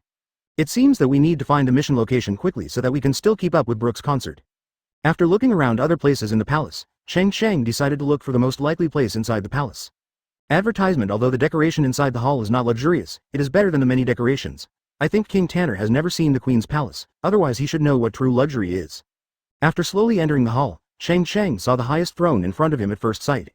It was all made of iron, and there were two maces as tall as one person stuck in the back, with faint traces of blood on the spikes. Cheng Cheng smiled helplessly. This was probably an example of governing the country with force, as if only these could deter other ministers with evil intentions. It seems that the possibility is greatest here. He strode towards the mace throne, where King Tanner was drinking with Perik, hesitating to speak, and finally said nothing. On the other hand, the other leather-armored soldiers holding spears instantly raised their spears and pointed them at Cheng Cheng, each of them glaring at him angrily. King Tanner suddenly said angrily, "What are you doing? What are you doing? Get out of here." Those soldiers with angry faces could only retreat and stand ready outside the hall. The king, who stood up, forced a smile and said softly, "My lord, the fifth emperor, please take a look at them. They are all worthless things and cannot be considered elegant." Cheng Cheng kept walking and said with a smile, "Your Majesty, it is not good to be too modest. If nothing else, this throne is very artistic." King Tanner looked confused. What is art? Cheng Cheng quickened his pace and sat down on the iron throne. His butt suddenly felt cold and hard, no different from sitting on an ice cube. Is this where people sit? He regretted it instantly, with a gloomy look on his face. Congratulations, uncle, the palace sign and task has been completed. Close black lens bracket. Task rewards. Golden Arhu, Golden Suona, complete collection of selected Arhu songs, and complete collection of excellent Suona songs. Then there was a flash of yellow light, and in Cheng Cheng's arms there was an Arhu made of pure gold, a pure gold Suona, both heavy instruments, and two thick books of music scores. Advertisement. Cheng Cheng, who was holding these golden musical instruments, looked dull and said with a wry smile, "Uncle System, did I make you unhappy? Are you trying to send me away?" "Uncle, the rewards are random and I have no control over them. Close black lens bracket." "Then what are these golden musical instruments for? Don't tell me they're just valuable. Lousy is not short of money." "Uncle, Golden Arhu and Golden Suona both have hi-fi 360 surround sound, and their built-in sound amplification can produce explosive sound waves that hit the ground, hitting the depths of the soul. They're definitely worth more than just money. Close black lens bracket." Cheng Cheng was dumbfounded when he heard that. He just stretched out his thumb and exclaimed, "Cow." At this moment, the sound of Brooke's guitar tuning could be heard outside. Cheng Cheng was no longer in the mood to sit here and eat. After walking to the dining table, he waved his hand and all the food and wine on the table disappeared out of thin air. Calmly said, "The King of Soul's concert is about to start, let's go there now." King Tanner was about to take a few bites of meat to appease his soul, but before he could eat the bones and meat in his hand, they mysteriously disappeared out of thin air. He said blankly, "Where is the meat?" Cheng Cheng walked in front and said casually, "I'll eat you in one bite." The king followed Cheng Cheng, shaking his head and sighing all the way, saying to himself, as expected of the fifth emperor, he eats so fast. There were originally a lot of people on the high platform of the square. These people came to see the talking skeleton. Now that they heard the news that the skeleton was going to sing, the square was even more crowded with visitors. In the chaos, people were shouting. As a result, Cheng Cheng and the king could only watch from 100 meters away from the crowd. The king had not eaten meat just now and was still unsatisfied, so he asked the soldiers to bring some more bones and meat. While eating, he looked at the high platform. This skeleton doesn't even have a voice. It's a miracle that it can speak, but can it also sing? But then he thought that the murderous god next to him only ate something in the palace and did not go on a killing spree in his palace, so he was in a good mood and ate meat and drank wine. By the way, I was wondering if I could take advantage of this opportunity to get close to him. If he got involved with this murderer, his country would have a huge backer in the future. He chuckled and asked, "Your Majesty the fifth emperor, our people here are all rough and reckless. Your friend is singing here. To be honest, he is playing the piano to others." Cheng Cheng smiled calmly. Really excellent music doesn't care whether you can understand it or not. Chapter 264 Song of Peace. King Tanner immediately put away his bones and meat, showing an expression of concentration on listening to the music. As for what he was thinking about, he had to drink some wine in the evening and gather a few beauties to celebrate today's catastrophe. The number of people in the square was increasing. Cheng Cheng roughly estimated that there were at least 3,000 people. The viewing platform where Brooke was originally imprisoned suddenly turned into a stage for a concert, which made other people even more excited. However, although this place is small, it is enough for Brook alone. Cheng Cheng held the golden Arhu and golden Suona in his arms and changed into a comfortable sitting position. He was looking forward to what kind of performance Brook would bring.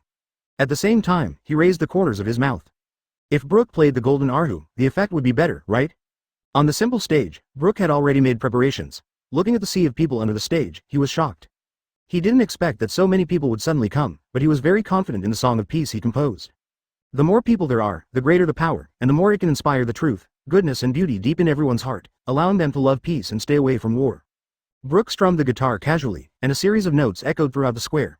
He held the guitar and bowed 90 degrees and said solemnly, "Ladies and gentlemen, thank you for coming so enthusiastically. Next, I will bring you an original song, Stop the War." But the people in the square were still in chaos, and no one responded to Brook. After hearing the sound of Brook's guitar, they became even more excited. "Mom, look, the skeleton can also play the guitar, he's so good." "Son, what is a guitar? These bones are really thin. If only I had a figure like his, I wouldn't have to lose weight." "You don't need to lose weight, you will look like this after you die. Besides, you are not fat at all."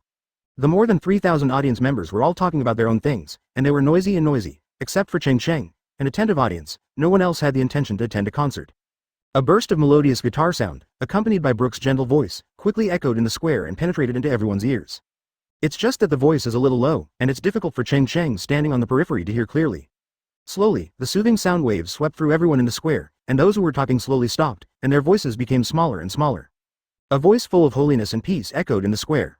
Advertisement: the world is one family and we are brothers everywhere. If you want everyone to live a better life, start now. You can only rely on yourself to save human lives.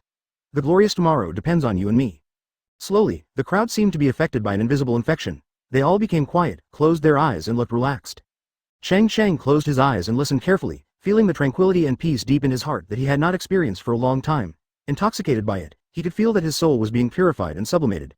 Every time a sword was drawn, every time a person was killed, as well as the hundreds of thousands of lives that died in the war above, echoing in his mind, these scenes full of killing and blood seemed to gradually fade away in this sacred song. Suddenly, the sound echoing in my ears stopped. Cheng Cheng opened his eyes and saw that 3,000 people in the square were intoxicated.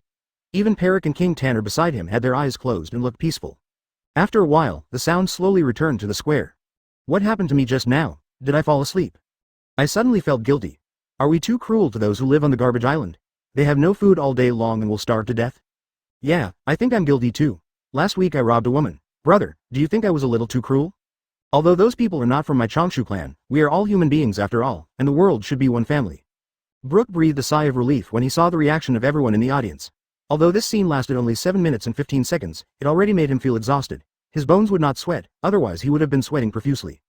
However, if they can have this kind of awareness, everything is worth it. Brook said loudly. Thank you everyone for listening. I hope you will love peace and love each other from now on. The crowd surged and shouted for another song, and the scene fell into chaos again. One more song. One more song. The sound of people's voices was like a tide, and Brook became more and more moved. He stared blankly at the crowd below, adjusting the capo of his guitar and preparing to play a more cheerful Binks's whine. At this time, in the chaotic crowd, two people suddenly started fighting together. Both of them were strong and refused to admit defeat. The fight became more and more fierce. Advertisement: it turned out to be a 2-year-old child who was picked up and chopped into skulls. He reached out and grabbed the hair of the man in front of him, and grabbed a few strands lightly. The man in front of him turned his head and stared at him. The child's parents, who originally wanted to apologize, were even more unwilling and punched the man directly. The crowd dispersed quickly, leaving a suitable place for the two to fight. The Changshu clan has always been a tough folk custom, and they have long been accustomed to such fights where they don't agree with each other. Everyone around them saw the excitement, and they completely forgot about attending the concert. The man who had a few hairs pulled out was accidentally thrown by his father, causing a crack in his back and spine. The man's friends who were around him were furious when they saw this scene. They rushed out and the two men pushed the father to the ground and beat him. Later, the father's friends also joined the fight one after another. Then friends of friends joined the fray, and the concert instantly turned into a brawl of hundreds of people. For a time, screams, curses, and fighting could be heard all the time. People who didn't mind watching the excitement stayed away from the battlefield and cheered around. After a while, 3 or 5 people were already lying on the ground, covered in blood and not breathing. Although Cheng Cheng didn't care about the fights among these children playing house, he was a little surprised by King Tanner's calmness. Not only did he not give orders to step forward to stop them, but he looked very interested. The surrounding ministers have begun to whisper about which side will win and which side will lose. Cheng Cheng asked in surprise, "Don't we need to stop them?" King Tanner was even more surprised and asked, "Stop? Why stop them? Shouldn't you feel sorry for the death of your people?" Cheng Cheng asked. King Tanner looked proud. "These survivors are all warriors of our country. As for the dead, there is no use living. They can also save some food. Cheng Cheng was speechless. Brook, who was on the high platform, was sitting on his knees on the ground with a dull look on his face. He looked at the guitar he had just tuned and sighed. It turns out it still failed. Chapter 265 Musical Instrument Demon Brook looked depressed on the stage. He put his guitar aside and lay on the ground with his hands stretched out. He made a big sign with his body and looked up at the sky. He wanted to cry but had no tears. He really couldn't figure it out. The music had obviously taken effect just now, and the soul power of the devil fruit was also integrated into the music. People were all intoxicated. Why did it become so bloody and violent in the blink of an eye? Brook looked up at the blue sky and white clouds in the sky and murmured to himself. It shouldn't be like this. What is the problem? Suddenly he saw Cheng Cheng's smiling face appearing above his head, holding a golden arhu and a golden suona in his hands, holding 2 complete music books in his pockets, and joked. Maybe it's just the equipment that doesn't work. Why don't you try this? Brook stood up suddenly in surprise, looked at the golden thing in Cheng Cheng's arms and asked doubtfully, what kind of weapon is this? Cheng Cheng stroked the golden arhu and smiled and said, this is an ancient musical instrument from distant China. It is called the demon god of musical instruments. When the strings move, it is like 100 ghosts walking at night. It is so powerful that it can shock people's hearts. In addition, this one is called the golden suona, which is known as the musical instrument Buddha. When the suona sounds, the immortal Buddha gives in and becomes a flying person. It can make prodigal sons turn around and butchers fold their knives. Brook said excitedly. Seriously? Cheng Cheng handed over the 2 golden musical instruments and said slowly, I am Cheng Cheng. I am most honest and will never deceive my friends. Brook took over the golden arhu and suona with hesitation. He was not worried about whether he could learn to play these 2 instruments, he was only worried about whether the instruments were useful. Then Cheng Cheng pushed the 2 halves of the thick sheet music to Brook. There are also 2 books of music scores. Each of them is a piece that can shock the world. Brook said firmly, find a place to retreat now. Cheng Cheng asked, how long do you think it will take to learn it? If the time is short, I can wait for you here for a while. Brook couldn't wait and turned around and walked towards the seaside and said slowly, 1 night is enough. 3 days later, Cheng Cheng stayed in the palace and feasted and drank for 3 days. He originally thought that he might not be able to wait for Brook today, so he planned to leave for his next destination today. In addition to wanting to listen to Brook's performance, he also had a deep-seated reason for staying here. He wanted to try this soul-shaking music to see if it would help Tuanzi's awakening. Advertisement because when I listened to the concert 3 days ago, the Crimson Flame obviously became quiet. However, when he walked to the entrance of the palace, he met Brook who had disappeared for 3 days. Brook, carrying the golden arhu on his back, took a step forward and held Cheng Cheng's hands tightly, saying excitedly, if I can succeed, I will definitely succeed this time. Cheng Cheng smiled narrowly and said, didn't you say it would be done in 1 night? Brook said with emotion. I didn't expect this instrument to be so difficult. I have to touch all the intonations by myself. But let's not talk about it. I will have another concert today, and this time I will definitely be able to successfully move these people. King Taina, who was standing aside, immediately gave orders to the left and right and summoned all the residents without Cheng Cheng's instructions. Cheng Cheng asked curiously, what song did you choose? Brook hugged the golden arhu tightly and smiled mysteriously. The moon is reflected in the 2 springs. Cheng Cheng was stunned for a moment. This extremely sad piece was first played by a blind man who had experienced the bitterness and pain of the world. Now it is played by a skeleton. I wonder if it will be even sadder? At noon, under the summons of King Taina, all residents and soldiers came to the center of the square. With the foundation of the last performance and the prestige of King Tanner, there were twice as many people coming this time than last time. Spectators gathered and it was bustling. Because this time it was prepared in advance, the original small stage was turned into a slightly larger stage so that Brook could perform to his fullest. Cheng Cheng, King Tanner, and the leader Peric, who was shrouded in black, sat in the nearest position in front. A row of leather-armored soldiers behind them protected them from unnecessary friction with other people around them. After spending the past 3 days with Cheng Cheng, King Taina seemed to have noticed that the 5 emperors, who had turned the entire sea upside down, did not have a ferocious temperament that would draw a sword and hurt people at the slightest disagreement, and he gradually became less nervous, said with a smile. Lord 5 Emperors, our country is a poor place, but there is still a lot of gold in the treasury. If Lord Skeleton likes gold instruments, I will have someone build a big gold guitar as my apology. Cheng Cheng just said calmly, listen well and talk less. King Tanner immediately smiled and stopped talking. Advertisement others around were still noisy and noisy. If any of these 4,000 to 5,000 people said a word, the entire square could be flooded. On the stage, Brook found a high stool and sat down, and kept playing the arhu with his fingers. This time he did not make any opening remarks. He sat there with his back straight, with a solemn expression like a monk on pilgrimage. After posing, he took a deep breath. The devil fruit ability of the underworld fruit was activated, gradually producing a thin yellow mist that enveloped the golden arhu, giving the song a somewhat sad atmosphere before it even started playing. After making all preparations, Brook's white bone wrist moved slightly. Boom! Just as the first note sounded, everyone in the audience fell silent, and the noisy voices stopped suddenly. They were all stunned, not knowing what happened just now. Immediately afterwards, a string of unique soothing sounds of the arhu came to everyone's ears. This kind of sound was something they had never heard before, and the bitter and painful sounds echoed in the air. Cheng Cheng closed his eyes. This heavenly sound penetrated the depths of his soul and shocked him greatly. The music progressed slowly, and time disappeared at this moment. The music is sometimes quiet and sometimes restless, making the whole piece sometimes deep and sometimes exciting. At the same time, it is stated, extended and developed along with the music itself. This allows Brook to express the emotions he wants to express more fully. It seems that everyone can see the bitterness and humiliation of a person living at the bottom and the poorest, as well as the injustice and resentment he suffers. At the same time, the ability of the underworld fruit is combined with the ability of the golden Arhu to shock the soul, moisturizing things and washing everyone's soul silently. After Cheng Cheng immersed himself in it, he truly felt how precious it became over time and had a long aftertaste. In this sad and profound music, it not only reveals sad emotions and high-spirited indignation, but also expresses the poor people's love and longing for life. This is the enjoyment of life itself and the dissatisfaction with the cruel life. Yield. The song ends. The whole square was so silent that you could hear a pin drop. Cheng Cheng opened his eyes first and found that his eyes had become moist without knowing it. As for the others, everyone was still immersed in the music and had not woken up. Without exception, they all burst into tears. Chapter 266 King of Souls Cheng Cheng sat quietly, recalling the aftertaste of the moon reflected in the two springs in his mind. The sun is tilted, and I don't know how much time has passed.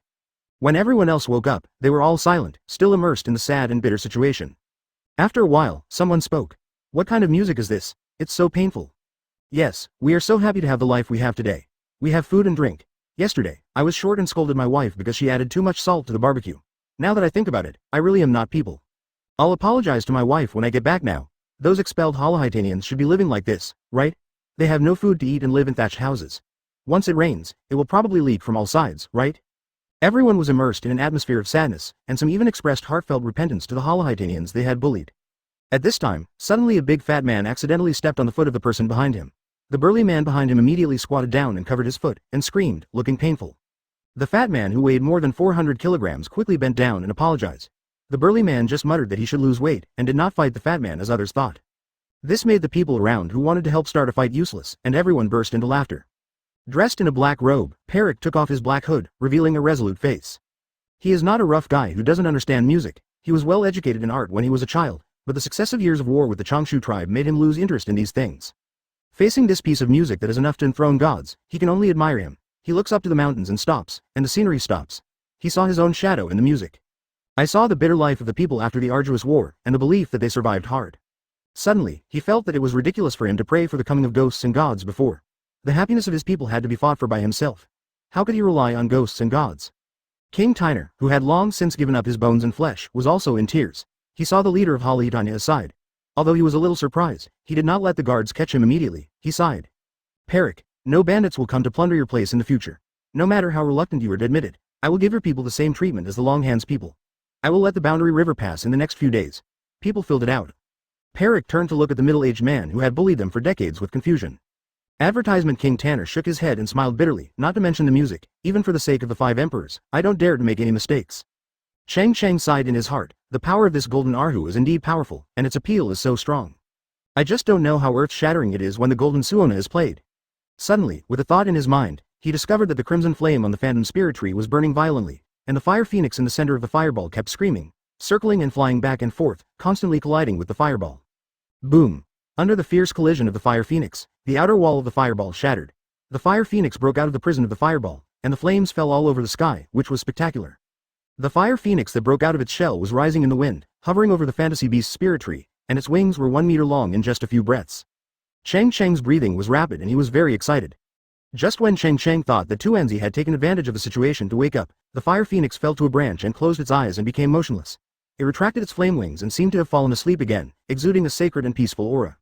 Brook, who was on the stage, was immersed in the music. He looked at the people in the audience who were crying and felt very relieved. He hugged the golden Arhu and kissed her hard twice. The white bone fingers gently stroked the golden Arhu, fearing that there would be scratches on the gold. When he played the golden Arhu for the first time 3 days ago, he was fascinated by the soothing and melodious sound. During those 3 missing days, I spent the 3 days at the beach practicing Arhu skills in front of the sea like a maniac. As for the other golden Suona, he felt that it was not just a musical instrument, but more like a weapon full of murderous intent. After trying it, he was too scared to blow it again. Suddenly he heard Cheng Cheng shouting urgently, "Brook, do you still have the energy to do it again? This is very important to me." Brook, who was already exhausted, smiled and nodded. Hey, since it's brother Cheng Cheng's order, of course it's no problem. After that, the melodious and sad music echoed in the square again. Cheng Cheng deliberately restrained his energy this time and formed a defensive posture. He did not fall into the whirlpool of the music and just stared at the changes of Fire Phoenix. The other people, including King Tanner, closed their eyes and fell back into the world of music. Advertisement. The song ends.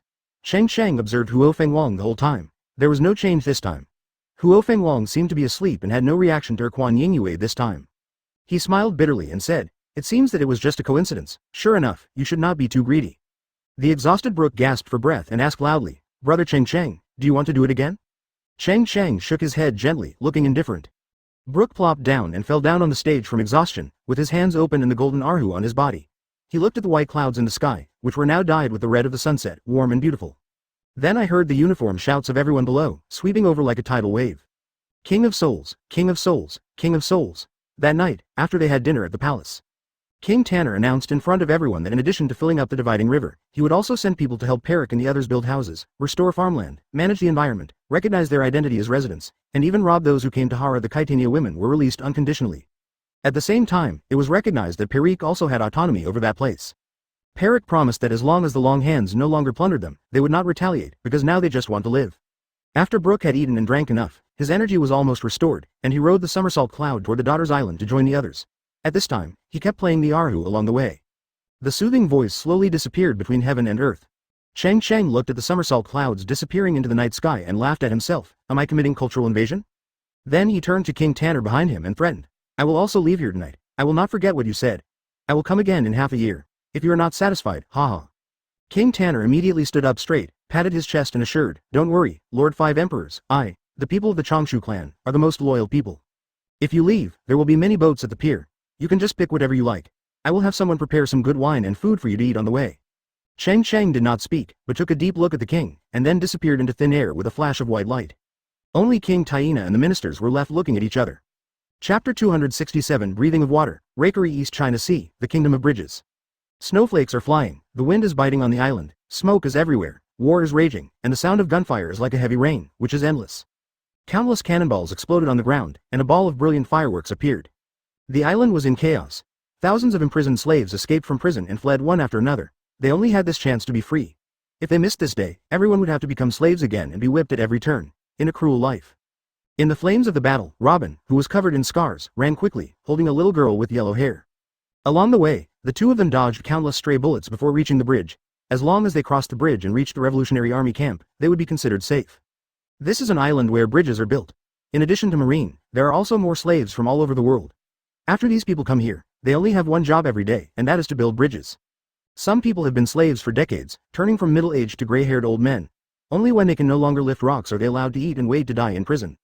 Of course, most people will not survive the day of old age and death. Slaves are beaten to death by jailers almost every day. The bodies of those slaves who are beaten to death are thrown directly into the sea under the bridge, which is very easy to deal with. And these Marines never worry about not having slaves for them to use, because every once in a while, war criminals, pirates, or criminals from all over the world will be escorted here. Here, slaves are treated more like disposable consumables. When deadlines need to be met, it is common to extend working hours and withhold food. Robin ran forward with all his strength, and while running, he continuously broke the necks of those Marines with his extended arms. Her clothes were in tatters, especially her upper body was exposed with two large white areas, and there were bruises all over her back and arms.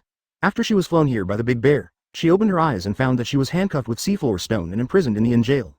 The jailers also recognized her identity, tortured her every day, and interrogated her about the whereabouts of the other members of the Straw Hats. Just when she was about to cut off her arm and escape from prison, the Revolutionary Army's gunfire rang out. Not only did he rescue her, but he also liberated all the slaves on other islands. Countless bullets passed by her, a series of sparks exploded on the ground, and every moment someone screamed and fell to the ground dead. Boom! A black cannonball streaked across the sky, whizzing towards Robin's back with precision. Feeling the huge crisis, Robin suddenly turned back. At this moment, it was too late to avoid the shells. Advertisement. She flashed and came to the little girl, folded her hands on her chest and shouted. Six-wheeled flower, barrier. Countless densely packed arms appeared in an instant and quickly intertwined in front of Robin to form a huge semicircle, tightly wrapping her and the little girl in it for protection. Boom! The shell exploded, creating a burst of black smoke and shaking the air. Robin's body suddenly shook, and he lay on the ground and spit out a mouthful of blood. His ears were buzzing from the shock, and he seemed to have lost his hearing for a while. The little girl with yellow hair in prison uniform said hurriedly, "Sister, please leave me alone and go quickly." Robin didn't speak. He forced to swallow the hot blood that spurted out of his throat again, and looked at the little girl with a smile. "Sister is fine, don't worry, we will be safe soon." At this moment, another shell roared in. Robin's heart was filled with despair. At this moment, she no longer had the energy to release her ability again. She quickly threw herself down and pinned the little girl firmly underneath her body. When the cannonball was 2 meters away from Robin's back, a man wearing a revolutionary uniform flew over with a colorful feather on his head. He raised his sword upside down and swung it suddenly. The blue water surged above the sword blade, leaving a blue trail in the air. Breath of water cutting slash. At the critical moment, the cannonball was split into two by the water sword energy, and fell into two neat halves on the ground, like ordinary stones, without producing any power. The revolutionary general said in a deep voice, "Nicole Robin, you are our key protection target. Take the little girl out of here quickly, our ship is on the other side." The little girl helped Robin up with difficulty, and Robin said, "Thank you very much. If it weren't for your revolutionary army, I might be dead now." Revolutionary Army General Benicio smiled slightly and joked, "You are the main target of our operation this time. The leader calls you a beacon of revolution. If I let you die under my nose, I will be a sinner of the revolution." Robin stopped talking nonsense and continued to run forward with the little girl. But at this moment, there was a loud noise at the bridgehead ahead, and the ground shook violently. A pacifist statue fell from the sky and stood in front of her. Advertisement Robin lost all hope in an instant, and took a step forward, blocking in front of the yellow-haired girl, thinking about how to send the little girl away first. As for me, and as for herself, I'm afraid there is little hope of survival. With her current strength, she is unable to fight against this pacifist figure. In addition, her past fight against the Big Bear, one of the Shichibukai, has left an indelible shadow in her heart. These war machine-like killing demons gave her a strong sense of powerlessness. "I feel so weak." The pacifist's head turned stiffly, his eyes flashed with yellow light, and he kept scanning the surrounding environment, and soon his eyes focused on Robin. Then he raised his hands, and the laser cannon in his palm quickly gathered energy, and a yellow laser burst out instantly. It was so powerful that it seemed as if the air was going to be burned. Robin clasped his hands together again, and 10 more arms grew on both sides, and shouted softly. 20 round flower marigold. In an instant, the petals were flying. The air was filled with the scent of marigolds, and 20 arms quickly intertwined and changed in front of them, forming a circular shield to block them. Boom! The laser hit the shield, the air vibrated, and a strong shockwave erupted. A big hole instantly appeared in the shield formed by the arms. Countless arms were blown to pieces and turned into petals. Robin's body suddenly rolled backwards and hit the edge of the stone bridge behind before stopping.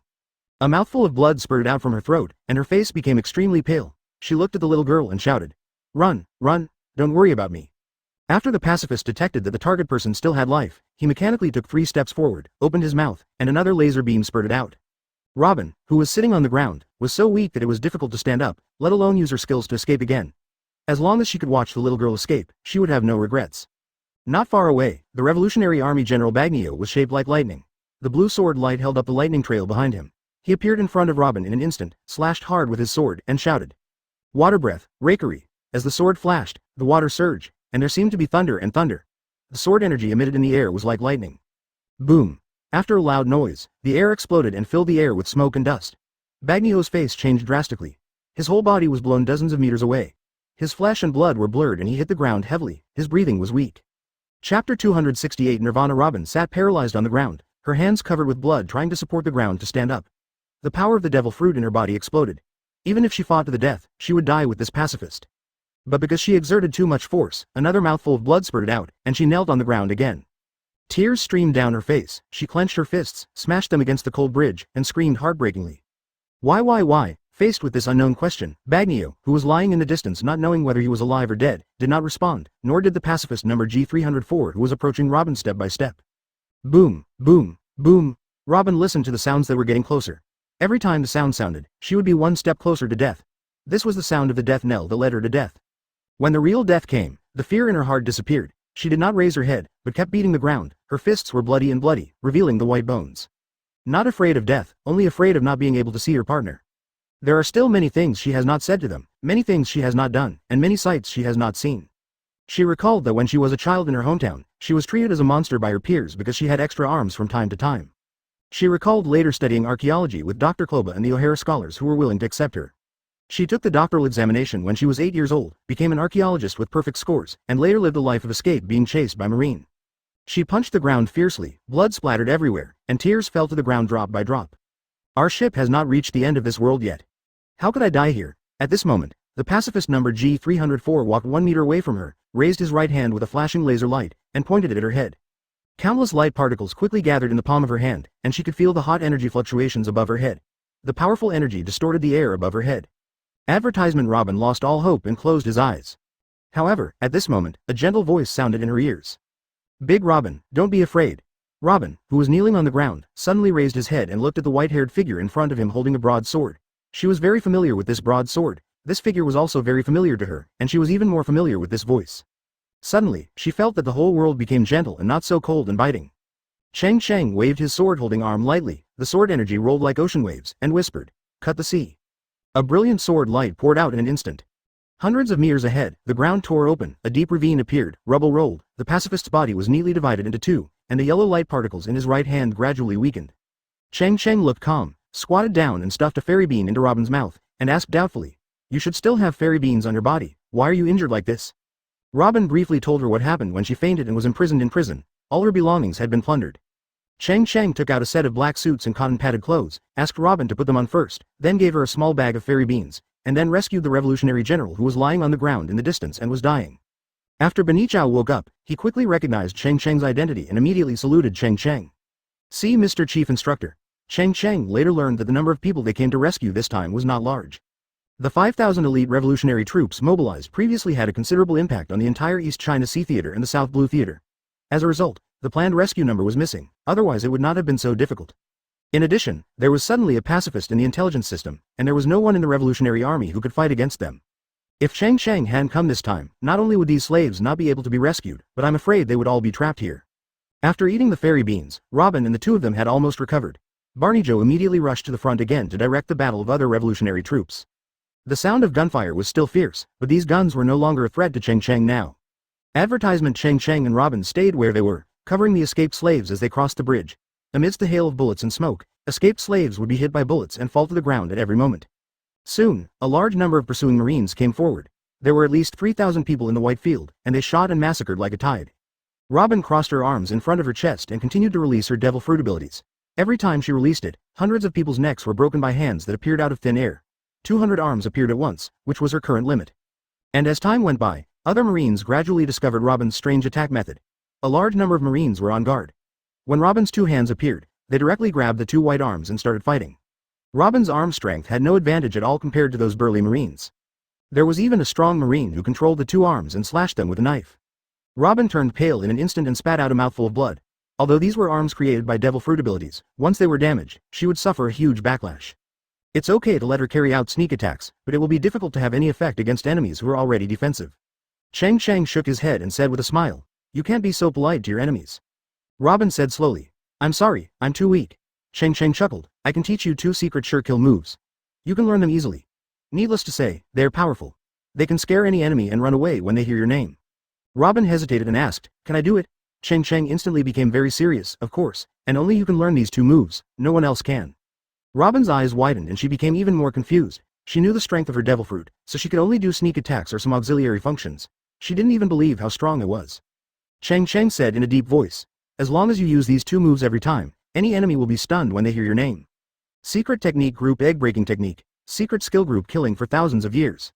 The group egg breaking technique is specifically aimed at men, while the group 1,000-year-old killing technique is for both men and women. If you can combine these two moves into one and use them at the same time, then you will be invincible. From now on, no one will dare to appear in your sight. Chapter 269 Fruit Identifier. The more Robin listened, the more he doubted whether he could do it, but when he saw Cheng Cheng's serious expression, it didn't seem like he was telling lies to comfort himself. She asked in a low voice, "Here, how do you use these secret techniques? Since you are interested, I will teach you these two secret techniques from distant China. You really made a lot of money today." Cheng Cheng sighed with emotion, walked up to Robin, and put his lips close to Robin's ear. His voice was so weak that only she could hear it. After listening to this, Robin, who looked serious, immediately turned red, his shy eyes watered, his breathing became rapid, and the buttons of the black shirt on his chest were tight, bearing huge pressure. Fortunately, since Emily burst the buttons that time, Cheng Cheng specifically asked people to reinforce the buttons. Cheng Cheng just glanced at it lightly and sighed in his heart. This is not smaller than Emily's at all, and it seems to be a little taller. What's more important is that Robin is younger than Emily. Seeing her hesitation, Cheng Cheng said solemnly, "If you are soft-hearted, the enemy will kill you. I think you should be able to tell clearly which one is more important." Robin took a few deep breaths, and the turbulent waves calmed down. He bit his lips and asked, "What if we encounter a robot like a pacifist again?" Cheng Cheng chuckled. "This requires you to spend time practicing. Once you have mastered armed color hockey, you will have the blessing of armed color hockey. The power of the group egg breaking technique and the group 1,000-year-old killing will be further improved. Even robots can smash them from the inside." Quote. Robin gritted his teeth, without any hesitation anymore, took a heavy step forward, stretched out his hands and shouted. Dazzling Flowers group egg breaking technique. In an instant, the Marines, who subconsciously wanted to grab their necks, jumped into the air, and a white arm appeared out of thin air behind the buttocks of hundreds of them. The 5 fingers of the palm formed a hook, and with great force, they grabbed it downwards. The force was fierce and weak, and a strong wind was wrapped around the fingertips. In an instant, hundreds of people let out a terrifying scream, their faces distorted, they threw away their guns and weapons, and fell to the ground with their hands covering their lower bodies. These nearly 200 people lost their combat effectiveness in an instant, and all of them howled like ghosts. Nico Robin, I never thought you were such an insidious woman. Advertisement, son of the devil, this is definitely a devil. Nicole Robin, you are shameless. Amidst the curses of countless people, the person being scolded was laughing so hard that his flowers were trembling. She couldn't help but used her secret skill, group millennium killing, and in an instant hundreds of people were lying on the ground with their buttocks covered, and they cursed Robin viciously. But the more cruel Marine scolded them, the happier Robin laughed. Cheng Cheng's heart tightened when he saw it, and he felt relieved after quietly touching his butt. Suddenly he felt a little regretful in his heart. From now on, there should not be one less archaeologist in this sea, but one more female devil who specializes in breaking eggs. Alas, if this is the case, his sin seems to be great. Robin was having more and more fun. In less than 5 minutes, thousands of Marines fell down in front of him. They were all crying and shouting. No matter how they cursed, no one dared to step forward. The escaped slaves stepped directly on their bodies, and these people could only watch helplessly, losing the belief in fighting. Finally, when Brazilian Joe rushed back after rescuing all the slaves, he saw Marine lying on the ground crying for his father and mother, and he felt a chill in his heart. What on earth happened here? However, he still didn't ask any more questions, let alone eradicate the Marines. His mission this time was just to liberate these slaves. Completing the mission was the most important thing. If he stayed here for one more minute, there would be more dangers. It didn't take long for these slaves to board the ship under the command of the Revolutionary Army soldiers. Cheng Cheng and Robin waved goodbye to them on the bridge and watched the ship sail away in the wind. Robin has been imprisoned in prison these days and knows nothing about the outside world. Cheng Cheng can only tell Robin the story of the war again. After learning that Luffy and Ace were fine, Robin breathed a sigh of relief. She looked at the ship disappearing in the distance and suddenly asked, "Where is that little girl? How is she now?" Cheng Cheng smiled slightly and said calmly, "This girl is asleep. She will probably wake up in a few days." Robin sighed. What could she do to help with something that even Cheng Cheng couldn't do anything about? After taking a look around, he saw that the fighting had subsided. Cheng Cheng called Somersault Cloud over and left with Robin. He continued to walk through the air here, looking for the check-in location. Advertisement: the Kingdom of Bridges is not a very big place, and it didn't take long for Cheng Cheng to activate the system task in a sentry tower on the edge. Although this mission reward has no lethality, for him, it is an indispensable and precious prop, which is absolutely indispensable for the future development of his power. Standing on top of the sentry tower, Cheng Cheng put on his sunglasses. The world in front of him suddenly became dim, and his whole temperament changed completely, turning into a seemingly ruthless killer. He waved his hand casually, and all the remaining 8 Phantom Beast Devil Fruits appeared in the air. The difference from the past was that this time he could see the name of each Phantom Beast fruit. Cheng Cheng looked happy and said with emotion, "This fruit identification device is really good. I wish I could reward you earlier." He looked at the fruits one by one, opened his mouth wide immediately, and couldn't help but exclaimed, "Ultraman fruit, Phantom Beast species, Ace form, Tyro form." Cheng Cheng froze in shock, not knowing what to say. He never expected that there was such an Ultraman fruit. If these giants of light united, what a spectacular scene would it be? He even wants to eat the Ultraman fruit right away, and then he can release the M87 beam if he disagrees. Wouldn't he be invincible? He won't go up and punch and kick the enemy stupidly. But he always felt that these were not the strongest. The devil fruit he wants must be one that can directly suppress the heavens. Cheng Cheng then looked at the other 6 devil fruits, which were Spider-Man Beast, Wolverine Beast, Iron Man Beast, Black Panther Beast, and 2 Taoist Beasts, species, and the Optimus Prime Fantasy Beast species. The first time he saw Optimus Prime's Phantom Beast species, he had already thought about who to give this fruit to.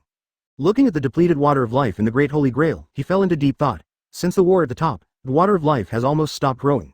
If this continues, the road to cultivate an army of Phantom Beasts will be long. It seems that after Tuanzi is reborn, he will have to find a way to solve this matter. He put away his sunglasses carefully. He couldn't wear them at all times. If they were damaged or his heart was accidentally broken, there would be no second chance. Cheng Cheng whispered, "System, teleport to the machine island." "Okay, uncle, we are locating the destination. Close black lens bracket, positioning has been completed and is being transmitted. Close black lens bracket." Chapter 270 Modified Animals Machine Island. It snowed heavily and ice covered thousands of miles. A white light flashed in the sky, and Cheng Cheng, dressed in black, appeared in the vast white ice and snow.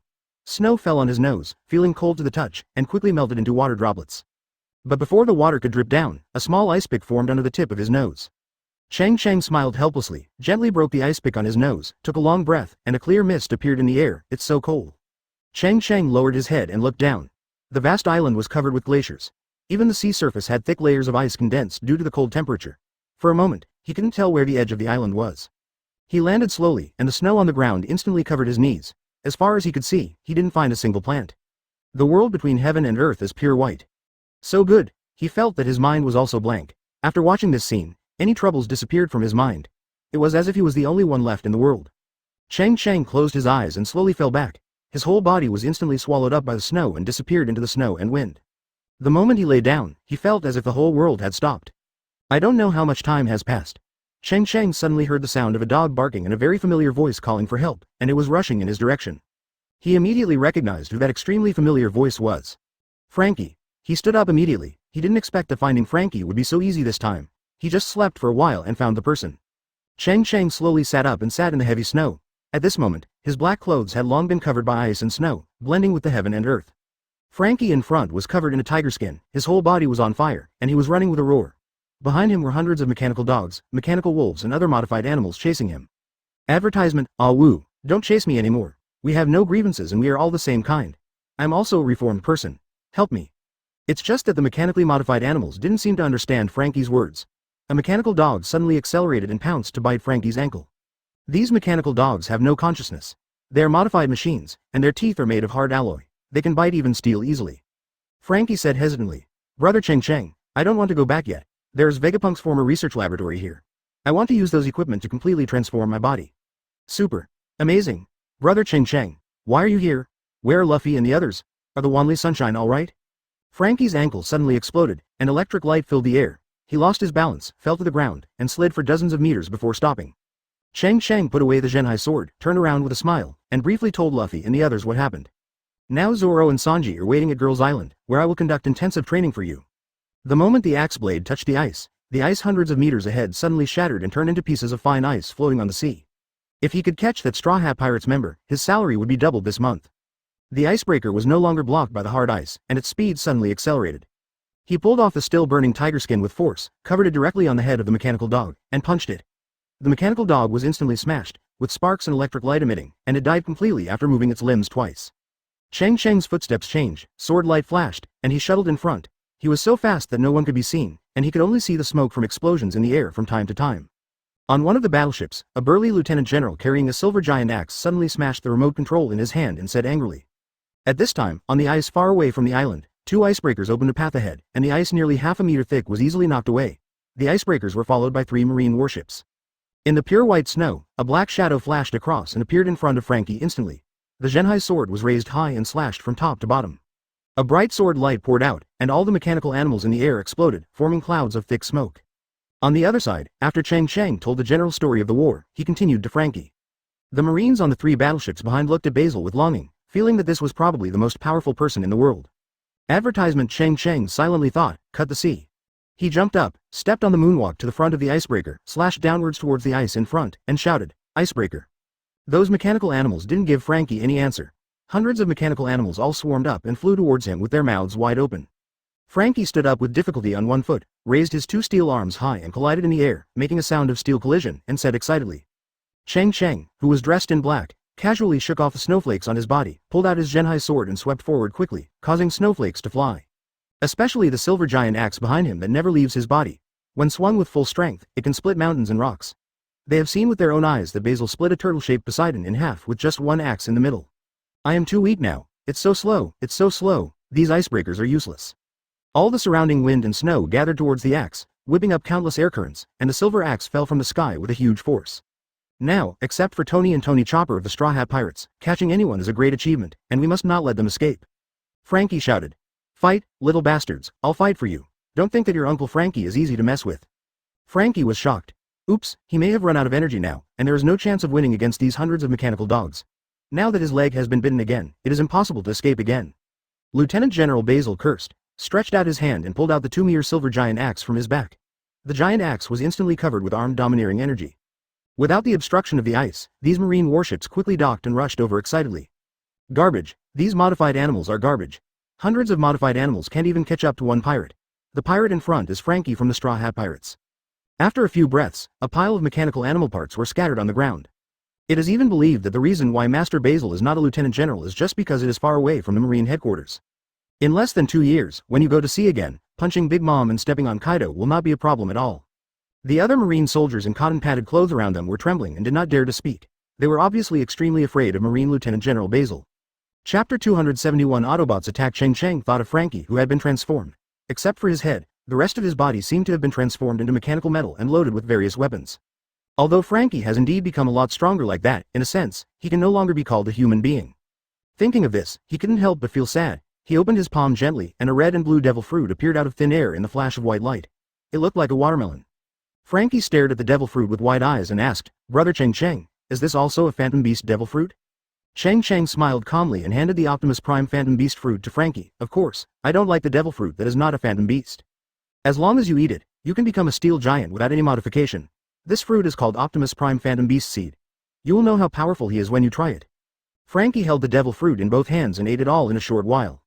He was very clear about the value of this Phantom Beast devil fruit, but after eating it, he frowned. He didn't expect that the taste would be so smelly. He ate it too quickly and didn't care about the taste at all. "It's only now that an unspeakable stench lingers in my mouth." Slowly, he felt that his whole body was heating up, and his body was filled with a brand new energy, which seemed to be about to burst out of his body. He looked up to the sky and roared, "Super Frankie, transform!" The surface of Frankie's body began to emit a rich blue halo, and the skin all over his body turned into steel in an instant, expanding, twisting, and deforming rapidly. Soon the light dissipated and Frankie turned into a large red and blue truck. The two lights on the front of the truck were flashing, and he said to Cheng Cheng excitedly, "Brother Cheng Cheng, have I succeeded? Am I very powerful now?" Cheng Cheng looked at the big truck in front of him and smiled awkwardly. The transformation was successful, but it was not completely successful. This Optimus Prime Fantasy Beast species has two forms. One is what it is now, called the Truck Escape form. There is another one, which is the fighting form of the Iron Giant. You can try it. Frankie chuckled, and the whole truck made a low hum. He was also very satisfied with this form. He was not in a hurry to transform into the next form, but drove around on the snow, leaving countless traces on the ground. Rut marks. Cheng Cheng looked at the fast-moving truck inside in his heart. When he was a child, he liked this kind of truck the most and dreamed of becoming a truck driver. Advertisement, but his life has been in elementary school, junior high school, and college. When he graduated from college, he realized that such a truck easily costs millions, which is not something a family like his can afford. Later, I still worked as a wage earner, laughing and laughing every day, and asked about the salary of 3,800 yuan.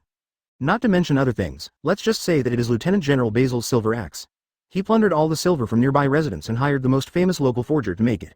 Just making this giant axe consumes a lot of money, 10 tons of silver. The truck braked quickly and made a 360-degree snowdrift before it could stabilize its body in front. He immediately opened a gap in the space ring, and the Fire Phoenix flew out along the gap as if it had a telepathic connection. Yeah, maybe there's a pirate sitting inside, the other side. He drove himself to the beach and saw thousands of Marines landing in front of him. Cheng Cheng's heartbeat suddenly accelerated and his breathing became rapid. Cheng Cheng didn't look excited. He could feel Tuanzi's excitement at the moment. Only a ray of red light was seen flying out from the space ring, rushing into the sky, breaking through the thick clouds and quickly disappearing. "Lieutenant General, this truck suddenly stopped when it saw us. I'm afraid there's something fishy inside." He punched out and a deep depression appeared in front of the truck. He snorted coldly. The Fire Phoenix, which was sleeping peacefully on the branch of the magical beast tree, suddenly opened its eyes. As the flames rose, its wings slowly flapped, circling and chirping in the space ring, as if it wanted to break out of the constraints of this small space. The 1-meter-tall Fire Phoenix landed in front of Cheng Cheng, and the ice and snow on the ground melted instantly. The melted water was also evaporated by the high temperature, and the mist filled the air, making it like a fairyland. The rest of the Marines are also accustomed to it. In the nearby sea area, Lieutenant General Basil is the sky and the truth. No matter what he sees, he always takes it directly. No one dares to resist. When Frankie saw these people coming straight towards him, he subconsciously wanted to go back and run away with Cheng Cheng. With a thought in his mind, his flying thoughts were instantly pulled back by the movement in the space ring. Advertisement. He didn't dare to hesitate. If it was time to be reborn, it would definitely not work in the ring space. Although this small space was blessed by time fragments and the passage of time, it was not a real small world after all. Want to run? Later, there was a gap the size of a grain of rice on the silver giant axe, and the forger was beheaded by Basil on the spot with an axe. But now that I'm in truck form, I can't seem to attack and can only run away. What should I do? What should I do? Basil blew out another puff of smoke, hummed slightly, and walked towards the truck. The Marines in front also noticed the big truck ahead and pointed at the truck one after another. Frankie's big truck ran faster and faster on the snow, reaching 100 kilometers per hour without realizing it, and crashed into a flat road in the snow. Cheng Cheng smiled and stretched out his hand to touch the feathers on Fire Phoenix's head. Strangely enough, the flames were extremely hot, but he was not harmed at all. Instead, he could still feel a warmth in the ice and snow. Basil, holding a silver giant axe, narrowed his eyes and took a puff of cigarette, slowly exhaled, and said calmly, "Whether there are pirates in it or not, this car is very domineering. Lousy likes it. Take it with you when you go back." As the engine roared, the wheels of the large truck spun rapidly, splashing a bunch of snowflakes. Frankie was anxious and did not dare to act rashly. Marine immediately stood beside him and said flatteringly, "Okay, Lieutenant General, I will contact the branch now and transfer a larger transport ship over." "Is it time?" The phoenix, covered in monstrous red flames, slowly spread its flame wings, seemingly responding to Cheng Cheng's words. After circling in the sky, the fire phoenix turned into a red light and flew back to the ground. The surrounding temperature gradually increased. Unknowingly, the heavy snow in the sky had quietly stopped. Basil's eyes narrowed, and he ran forward quickly, leaving an afterimage on the snow, and arrived in front of the truck in the blink of an eye. Unfortunately, Marine is here. It seems that I made too much noise and provoked them. He smiled and said, "Don't be anxious. Master has been waiting for so long, and it won't be long in a few days. Everything will take its course." Chapter 272. The eve of awakening. Frankie was shocked. He wanted to start the car and escape, only to find that under the obstruction of this person, there was no way to move forward. Only the rear wheels of the truck were spinning crazily in place. After a moment of calmness, Frankie realized that he was now a truck and the other party might not be able to recognize him, so he gave up the struggle and stayed where he was. At this time, the group of Marines also ran over, curiously looking at the truck they had never seen before. Lieutenant General Basil then pointed and ordered, "Go up and search to see if there are any pirates. Frankie of the Straw Hats is the best of these modified machines. He might be the one who made them." "Yes." Immediately, several Marines loudly agreed, quickly opened the car door and searched the entire car body. These people looked strange and said, "Report to the Lieutenant General, there is no one in it." Basil immediately became furious and cursed. "F***ku. The car was still driving just now, and I didn't see anyone leaving here." Those Marines just lowered their heads and dared not speak. Then Basil immediately checked again carefully, and indeed no one was found, not even traces of human existence. He murmured to himself. As this remotely controlled, he was immediately interested in the truck. It would be even more interesting if it could be a remote-controlled truck. A Marine next to him said flatteringly, "Lieutenant General, the branch just said that the transport ship has gone to other places to perform tasks, and I'm afraid it won't be able to come back in a short time. I think we can dismantle this big truck and pull back only the front end. The body will not be lost if it is temporarily placed here. Even if it is lost, we can build a body ourselves." Basil laughed loudly, patted the man on the shoulder, and praised, "Not bad, not bad, your brain is quite useful. You can be my personal guard from now on." The Marine immediately crawled to the ground and said in fear, "Thank you, Lieutenant General. Thank you, Lieutenant General." The other Marines also had envious expressions on their faces. Their Lieutenant General was indeed cruel, but he was still very tolerant of the guards around him, and he was very protective of their shortcomings. Once you become his bodyguard, you will be very popular in the branch. Advertisement. Frankie was suddenly shocked. If the body of the car was dismantled, wouldn't it be equivalent to dismembering him? He concentrated on feeling the power of the devil fruit with all his strength, and unconsciously the entire truck's engine started to sound again. Basil sneered. "Still want to run?" He casually swung the silver axe in his hand and slashed at the tire in front of the truck. There was a bang, the tires exploded, and snowflakes flew. At this moment, 10 agile Marines jumped up and landed on the truck, gesturing how they could dismantle the truck. Feeling the huge crisis, Frankie roared, and the power of the devil fruit in his body exploded, exuding an astonishing aura. The front of the truck suddenly lifted high, and the entire truck stood up. The entire body of the truck rolled mechanically, making a sound of metal friction. In a few breaths, it turned into a red and blue steel giant. The Marines who were clinging to him and not letting go looked horrified. They still didn't understand what was going on. "What the hell is going on? Isn't this a truck? Why did it suddenly change? Help me quickly, don't let me fall, I will fall to death." Frankie, who was dozens of meters tall, had his mechanical head turning slowly, his two eyes emitting blue light, staring at Marine whose shoulders were as big as a fly, and he yelled.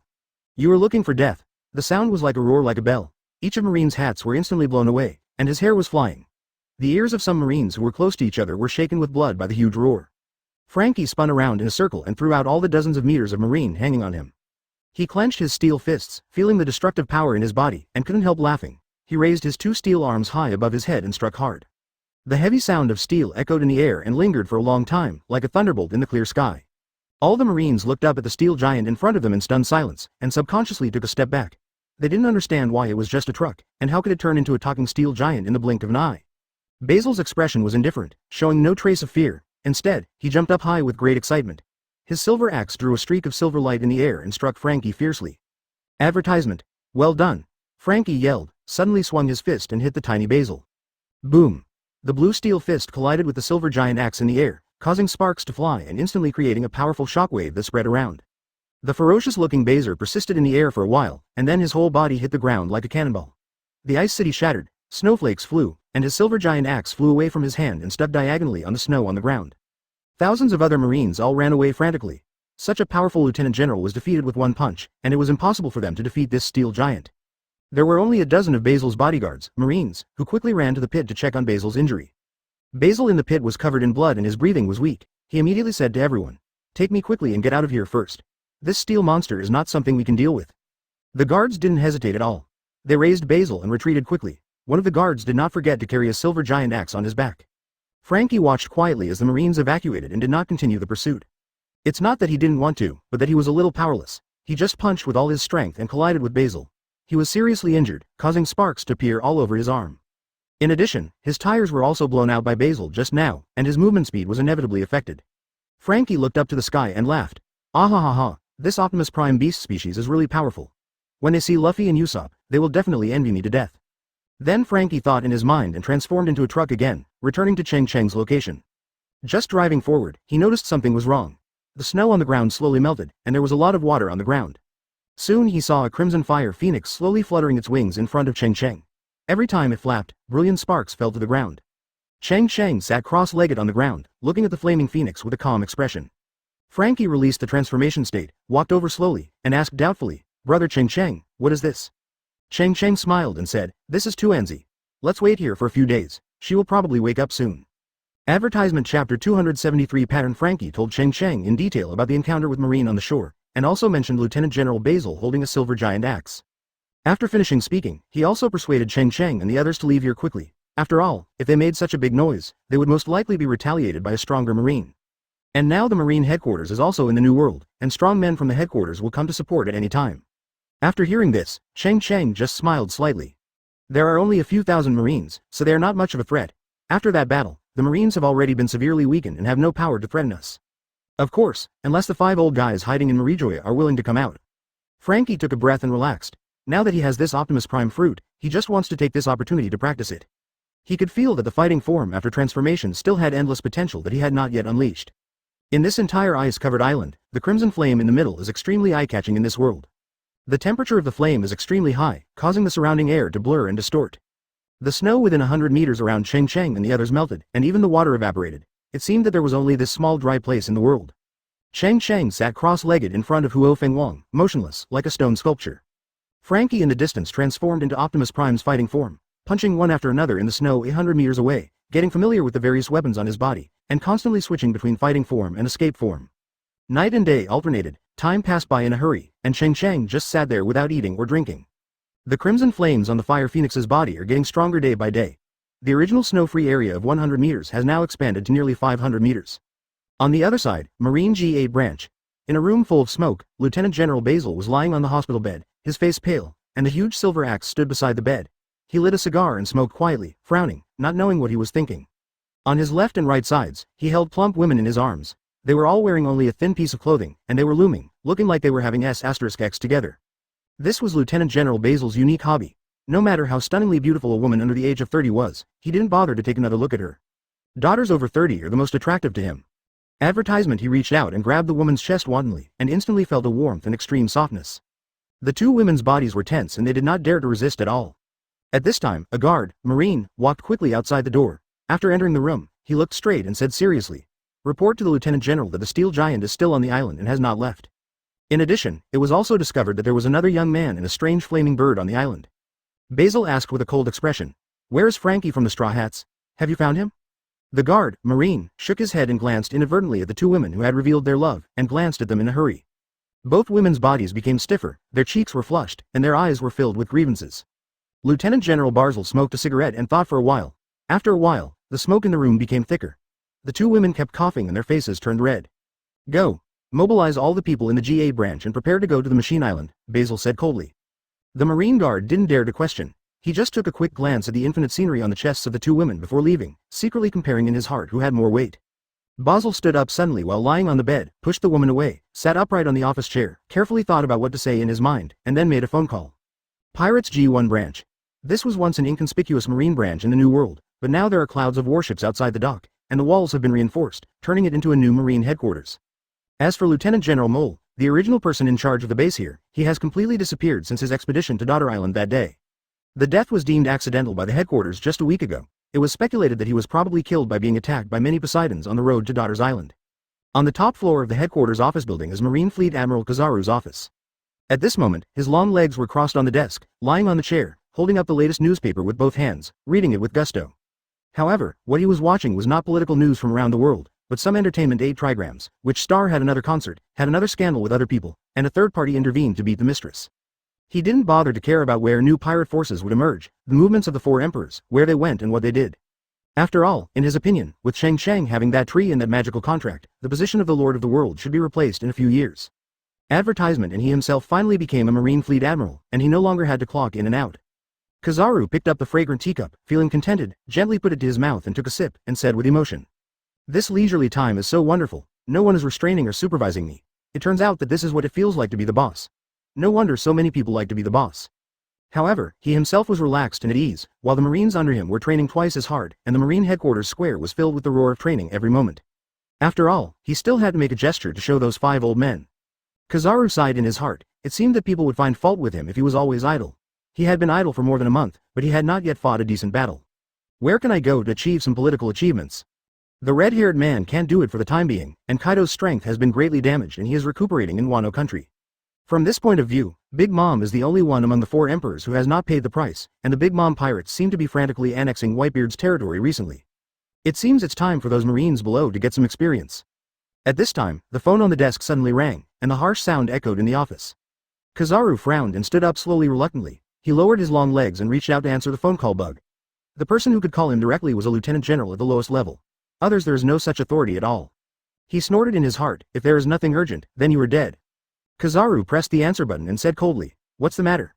Basil on the other side of the phone bug said, "Reporting to Fleet Admiral, the steel giant I found on the machine island is extremely powerful and can switch between truck form and giant form. My branch suffered heavy casualties 3 days ago and needs the headquarters to send troops for support."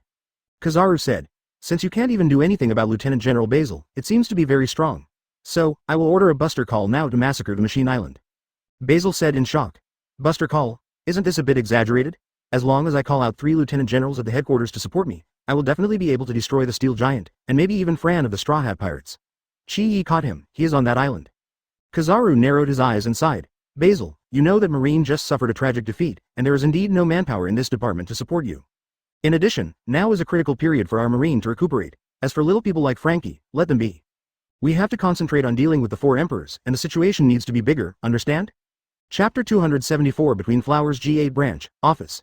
After hanging up the phone, Basil looked gloomy, raised his hand and punched the table into pieces, causing sawdust to fly for a while. "What nonsense is the overall situation more important? I think you are just scaring the Black Justice Pirates. Kizaru Fleet Admiral, bah. The worst case scenario is that I go alone, you hurt me, and you want to leave without paying a price?" He snorted coldly. The 2 plump women on the bed hugged each other, trembling and nervous. Every time Basil got angry, it was the 2 of them who were unlucky. Then, there was a burst of shocking screams in the office.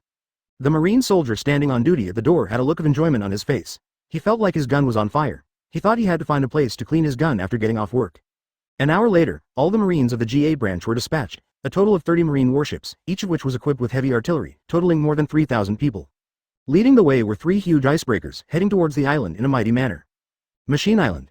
With Cheng Cheng and Huo Fengwang as the center of the circle, the ice and snow within a kilometer radius melted and turned into dry ground, forming a huge circular dry area. The ground in the center even had small cracks caused by the high temperature, and green grass sprouted out of the ground. The wind and snow that have been covering Guanji Island all year round have stopped at this moment, and only the sound of wind howls in the air. Cheng Cheng was still like a meditating monk, sitting cross-legged on the ground motionless. Even he didn't notice that tender grass appeared around him.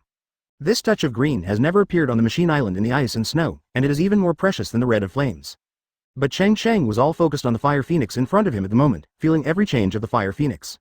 At this time, the fire phoenix was already more than 3 meters tall, and the feathers on its body were becoming more and more lifelike, and every tiny hair could be clearly seen. It raised its head and let out a low chirp. The sound was gentle and sacred, as if coming from the sky. Slowly fanning the flame wings, every time it moved, it would whip up a wave of heat and roar towards Cheng Cheng, as if it was worried that Cheng Cheng would get cold here. Advertisement Cheng Cheng looked at Fire Phoenix with soft eyes, and then waved forward. The Dragon Slayer, the Interpreter, and the Dark Chaser appeared on the ground in front, and chuckled. "Shatuanzi, your swords are all intact here. You must have missed them too, right?" After the Fire Phoenix lowered its head and saw it, it screamed even more sharply, and the red flames on its body became more turbulent. Its wings suddenly shook, whipping up strong air currents, and spiraled into the sky. Suddenly, the strong airflow made Cheng Cheng almost unable to open his eyes. He squinted and looked up at the sky. The Fire Phoenix hovered above the clouds, and the entire sky was dyed red. "Haven't you noticed that the temperature here has increased now? The ice layer is also easy to break. I'm afraid it has a lot to do with this flamingo of unknown origin."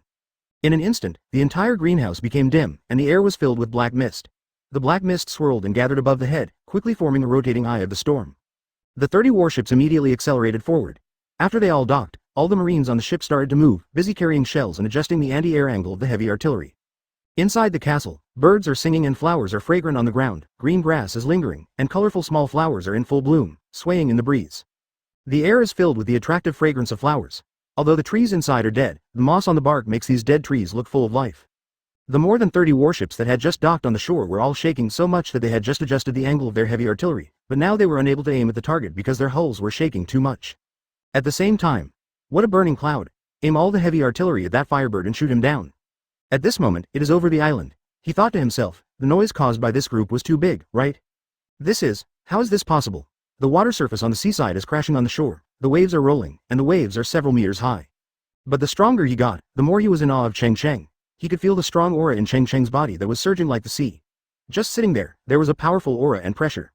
Suddenly, the face of the man covered in a black cloak changed, and all the butterflies in the greenhouse fell to the ground, motionless and lifeless.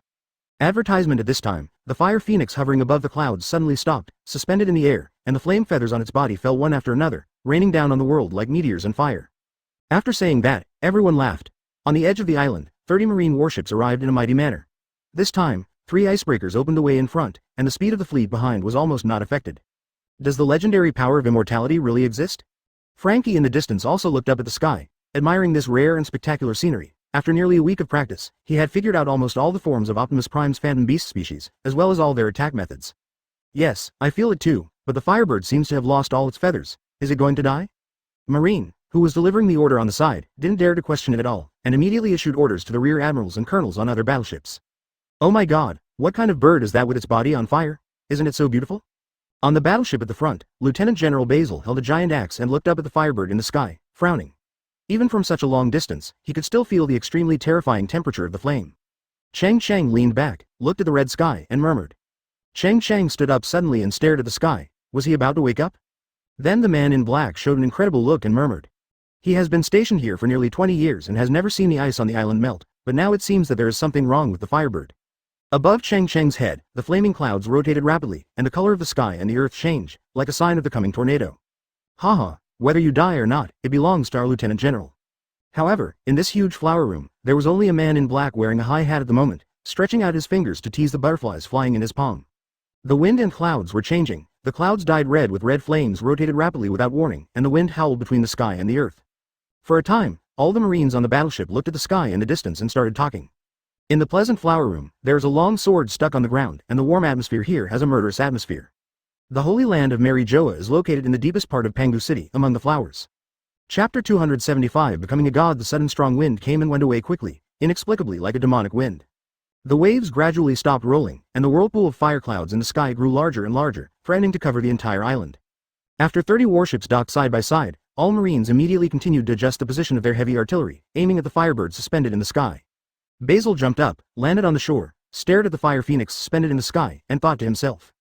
What a terrifying Firebird, it can actually cause such huge fluctuations in the world. If this bird can be caught, it will definitely be very valuable. Fire. Boom. Boom. Boom. Each warship is equipped with 10 heavy artillery pieces, and a total of 300 heavy artillery pieces fire shells in order. For a moment, the sound of the shells was like thunder, and the black shells roared across the sky, all aimed at the fire phoenix in the sky. Cheng Cheng stood up from the ground in an instant, drew out the Zhenhai sword, and guarded it in front of Fire Phoenix. The sword energy surged from the sword body, forming a huge blue sword energy that was 40 meters long. He looked coldly at the countless cannonballs in front of him. You really shouldn't choose to seek death at this time. He suddenly waved the huge sword energy in his hand, and the sword light tore through the air, leaving a trail of afterimages of the sword energy in the air, slashing towards the dense cannonballs ahead. With just one swing, almost half of the cannonballs were chopped into pieces. In an instant, a series of explosions sounded in the air, forming a sea of fire. No shell that escaped the net could get close to Tuanzi. Frankie on the ground transformed into a fighting form, transforming a large particle gun from his right arm. The muzzle of the gun sprayed out a series of light particles and shot into the sky. The light particles formed a line and exploded after touching those heavy artillery shells. More than 300 cannonballs were all blocked in a few breaths, and all that reached Fire Phoenix was the hot aftermath of the explosion. This kind of heat cannot pose any threat to the burning Fire Phoenix. Basil looked at the huge god-like lightsaber in the sky. He could feel the shocking sword intent from 1,000 meters away, almost tearing the sky apart. In an instant, he understood who this person was. He was so demented that he trembled and cursed angrily. Damn it, go back and kill the intelligence agent, and the 5 emperors didn't even notice it here. After saying that, he immediately turned around and loudly ordered, retreat, all retreat. Advertisement of course, the other thousands of marines were not stupid.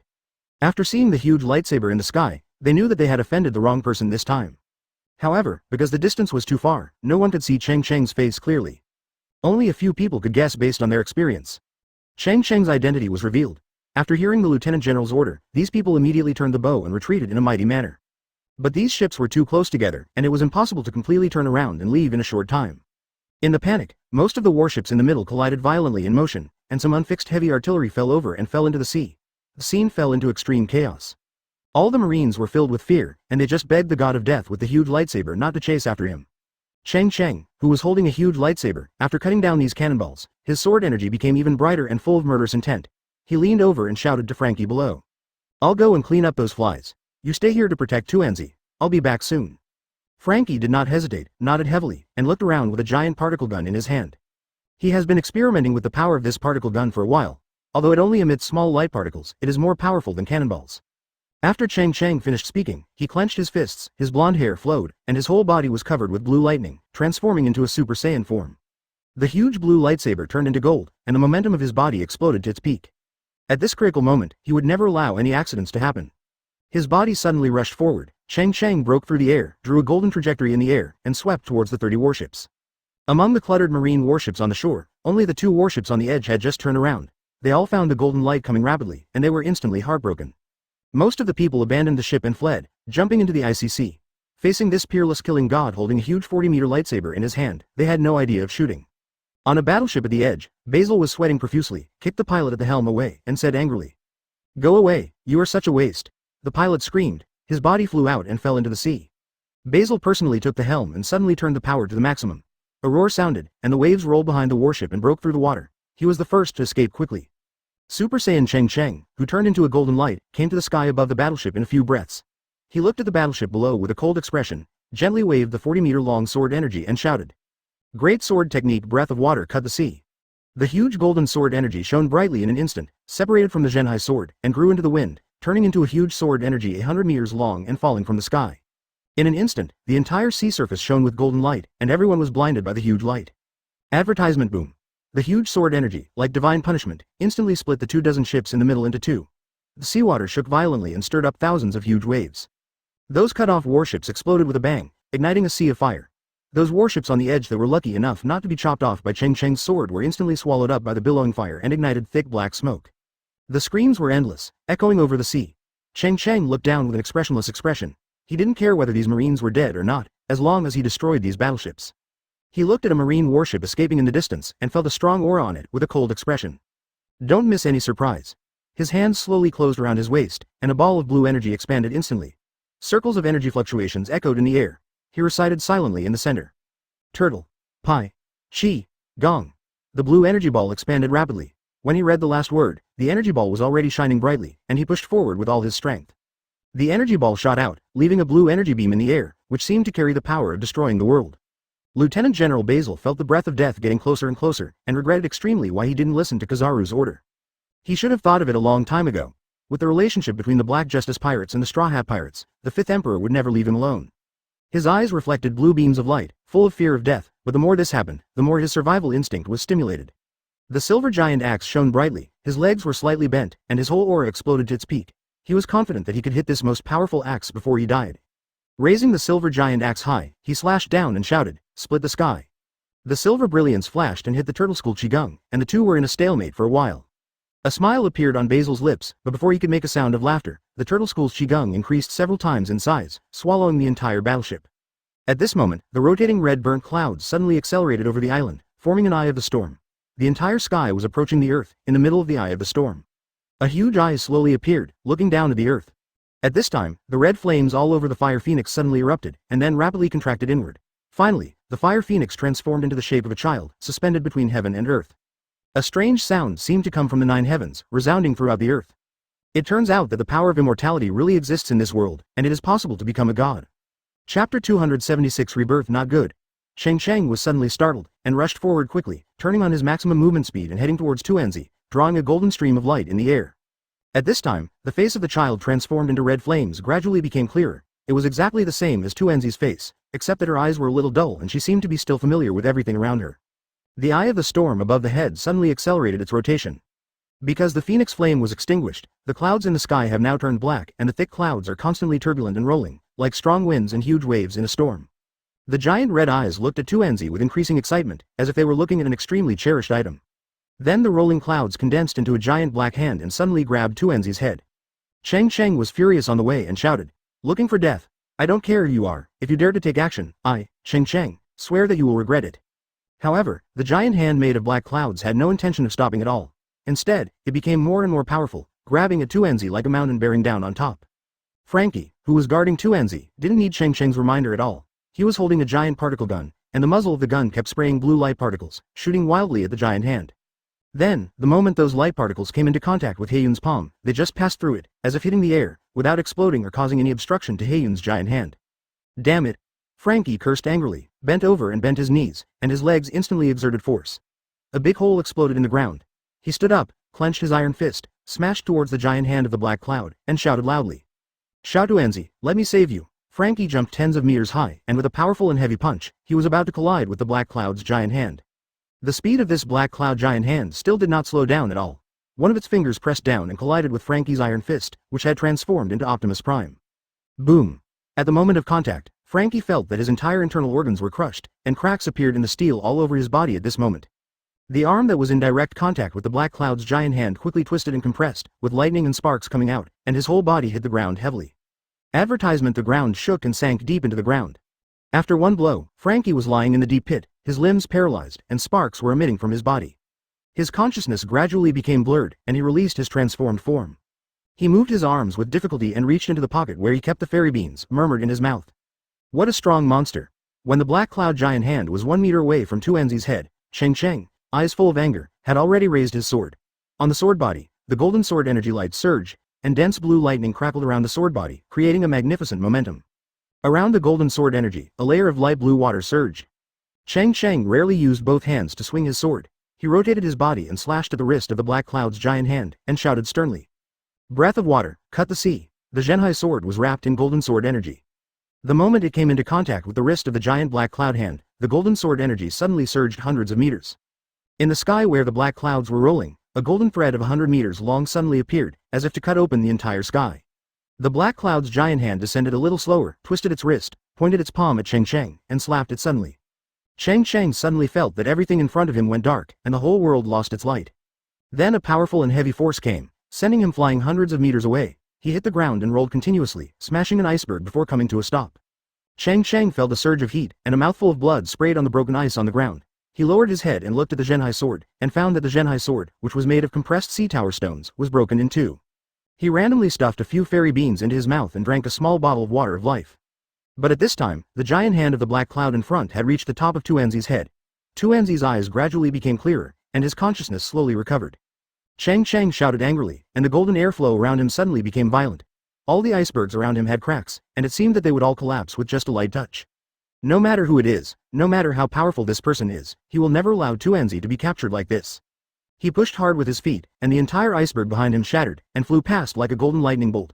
Since he couldn't defeat this person, he should at least sign a contract with Tuanzi, so that he wouldn't have to fear anyone. However, at this moment, there was lightning and thunder in the sky, and the wind and clouds were changing. Countless lightnings shuttled back and forth in the black clouds. In a trance, the black clouds in the sky seemed to condense into a black figure, wearing a tall pointed hat, like the supreme god looking down on the world from the 9 heavens. Advertisement: as the black clouds changed, the black clouds in the sky once again extended a huge hand and fell from the sky. Cheng Cheng, who was flying in the air, was instantly suppressed and shot deep into the ground. Boom! The ground shook, with Cheng Cheng as the center. Countless cracks appeared, and dust flew up. The seawater shook and rolled, and it seemed that the entire island had sunk a little. Cheng Cheng, who was suppressed by the giant hand of the black cloud, had his eyes red and covered with fine red bloodshot eyes, and he roared heartbreakingly. You wanna die? But no one responded to him. After the giant red eye appeared, it only said one sentence and then never made a sound again, just like they, lowly ants, were not worthy of communicating with gods. Cheng Cheng struggled hard, twisting his body back and forth. The golden light all over his body surged, but the giant black cloud hand pressing on him like a mountain did not move at all. The giant black hand above Tuanzi's head in the distance slowed down and became a little gentler when it came into contact with Tuanzi's head, as if he was worried about accidentally breaking a cherished work of art. Open your fingers and hold the dumpling gently in your hand. Tuanzi's eyes became clear at this moment. She immediately saw the severely injured master in the distance and hurriedly shouted. Master, what's wrong with you? She wanted to fly over, but found that she couldn't move her body no matter what.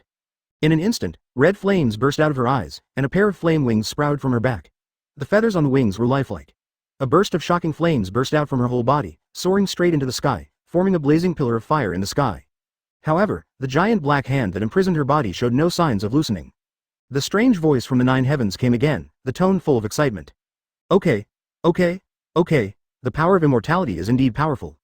Then, the giant black cloud hand gradually shrank into the sky, the black figures in the sky gradually faded, and the rolling clouds slowed down.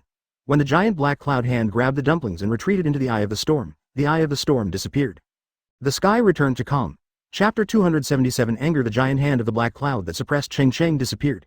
He felt a wave of relief all over his body, and his whole body suddenly rose up from the ground and flew towards the high-altitude clouds. He stood where the eye of the storm disappeared and looked around blankly. He stood above the clouds, with clouds rolling and relaxing under his feet.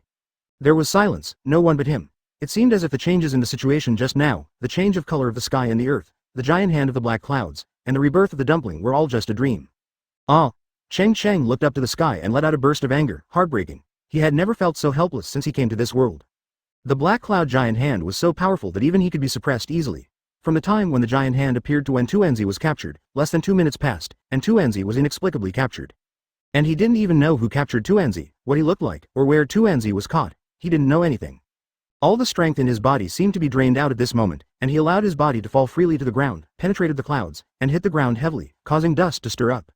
His eyes were dull and he was looking at the sky without focus. The physical pain caused by his free fall was nothing at all. Tuanzi, where have you been? It's the master's fault and he didn't protect you well. Cheng Cheng raised his head and hit the ground quickly and desperately. Bang, bang, bang, there was a dull sound. Blood quickly appeared on the silver hair.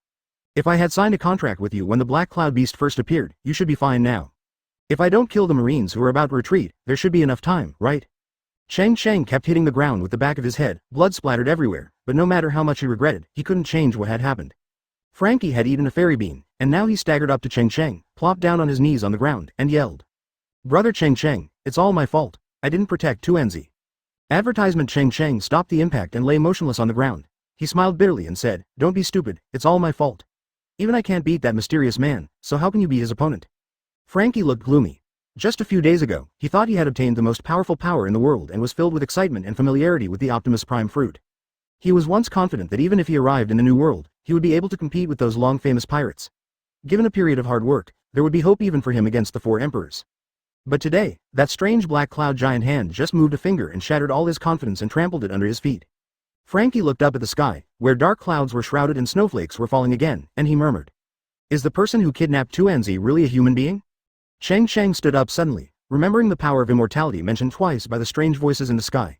If this was the case, it seemed that Tuanzi would not die in a short time. Otherwise, if he simply wanted to kill Tuanzi, he would just go here, just take action.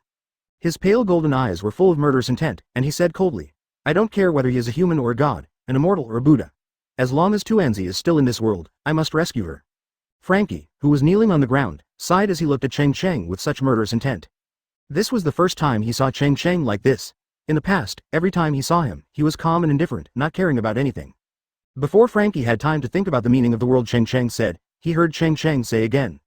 No, even if I'm not in this world, I will travel all over the world to rescue you. With Frankie's mental knowledge, he couldn't understand the meaning of Cheng Cheng's words at all. He just regarded the world as an unknown sea similar to New World. He wanted to comfort her out loud, but for a moment he didn't know how to speak, and he sighed deeply in his heart. Sure enough, you still have to become stronger. Cheng Cheng looked at the marine battleship in the distance with fierce eyes. Why did these marines come at this time? A white light flashed on the space ring, and a phone bug appeared in his palm. His fingers quickly pressed a series of long buttons and dialed this number that had never been dialed before.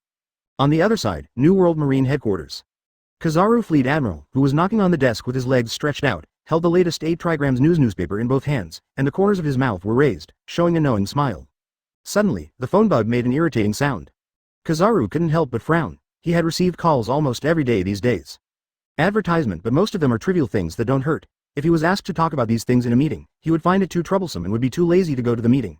He would just scold those who called him bloody every time. Head. He never imagined that after finally becoming a Marine Fleet Admiral, he would be so busy all day long. Suddenly, he had an idea. How about a direct showdown? Blow up this new Marine headquarters and go join that kid? Then he began to seriously think about the feasibility of this matter. It was just the annoying voice of the phone bug that disrupted his thinking again. Before he even answered the phone, He yelled. Who the hell is this? You're not going to let me Fleet Admiral take a break, are you? He had just connected the phone, and before he could curse, he heard a loud scolding coming from the phone. Kizaru. Have you lived enough? Kizaru was confused. He immediately recognized the voice of Cheng Cheng, the person who could truly control his life and death, especially after experiencing the top battle. He became more and more convinced that his life and death depended on Cheng Cheng's thoughts. Kizaru asked.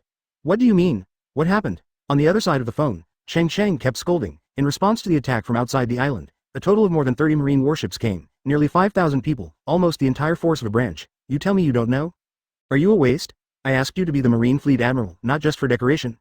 Kizaru immediately remembered what happened a few days ago and hurriedly explained. Basil from the GA branch did tell me about this a few days ago, but after knowing that Frankie was there, he stopped their actions. Could it be that they went there again? Just wait, I'll call immediately, ask for Frankie's location, and then find some excuse to let him go.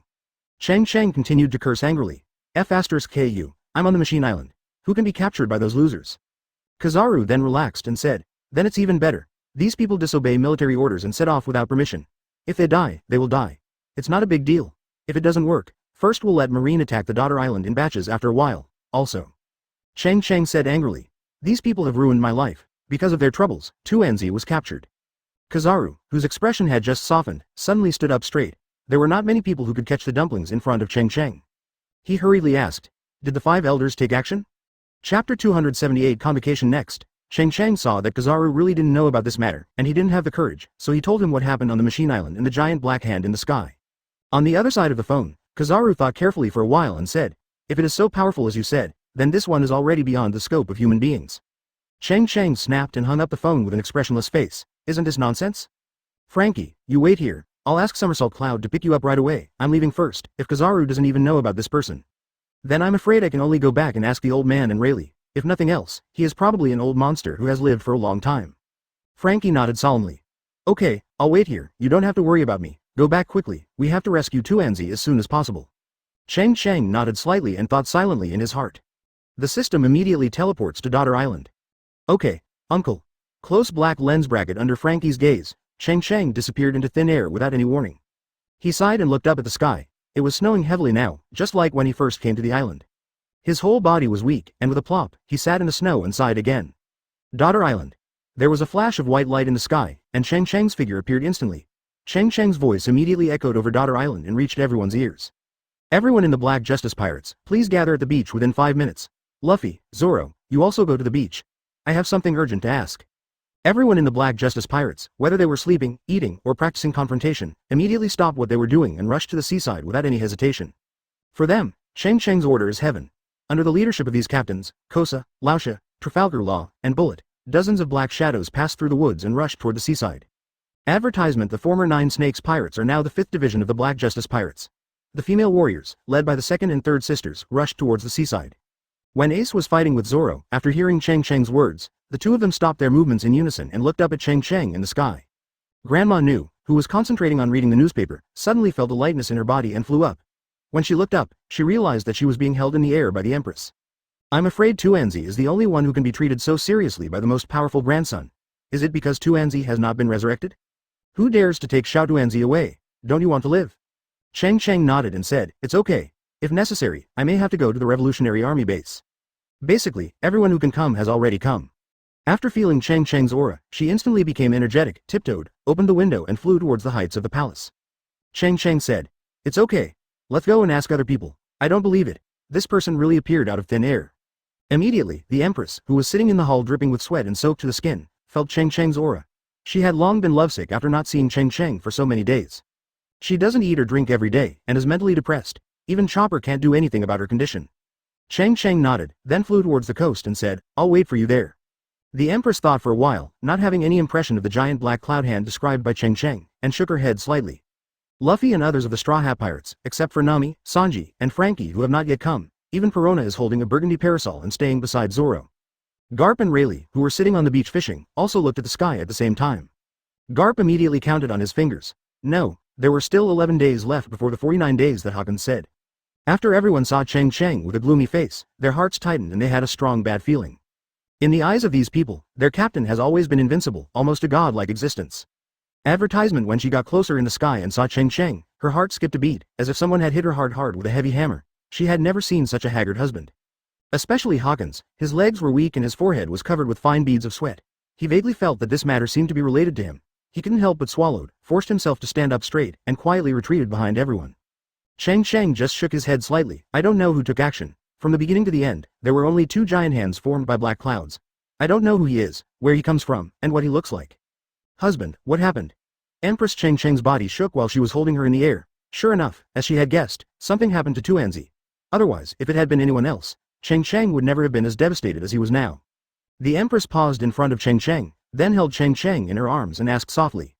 Ace took a step forward and said, the situation with the Revolutionary Army has been tense recently. Sabo didn't know the specific time of your return, so he went back first without waiting for you. After thinking about it, he plunged the fishing rod into the ground, no longer interested in fishing. She twisted and struggled with her limbs and asked hurriedly, Shiji, what are you doing? Are you trying to murder me? Luffy stopped eating meat, put the straw hat on his head, and said loudly, let's all go over too. It must be something special to make brother Cheng Cheng so anxious.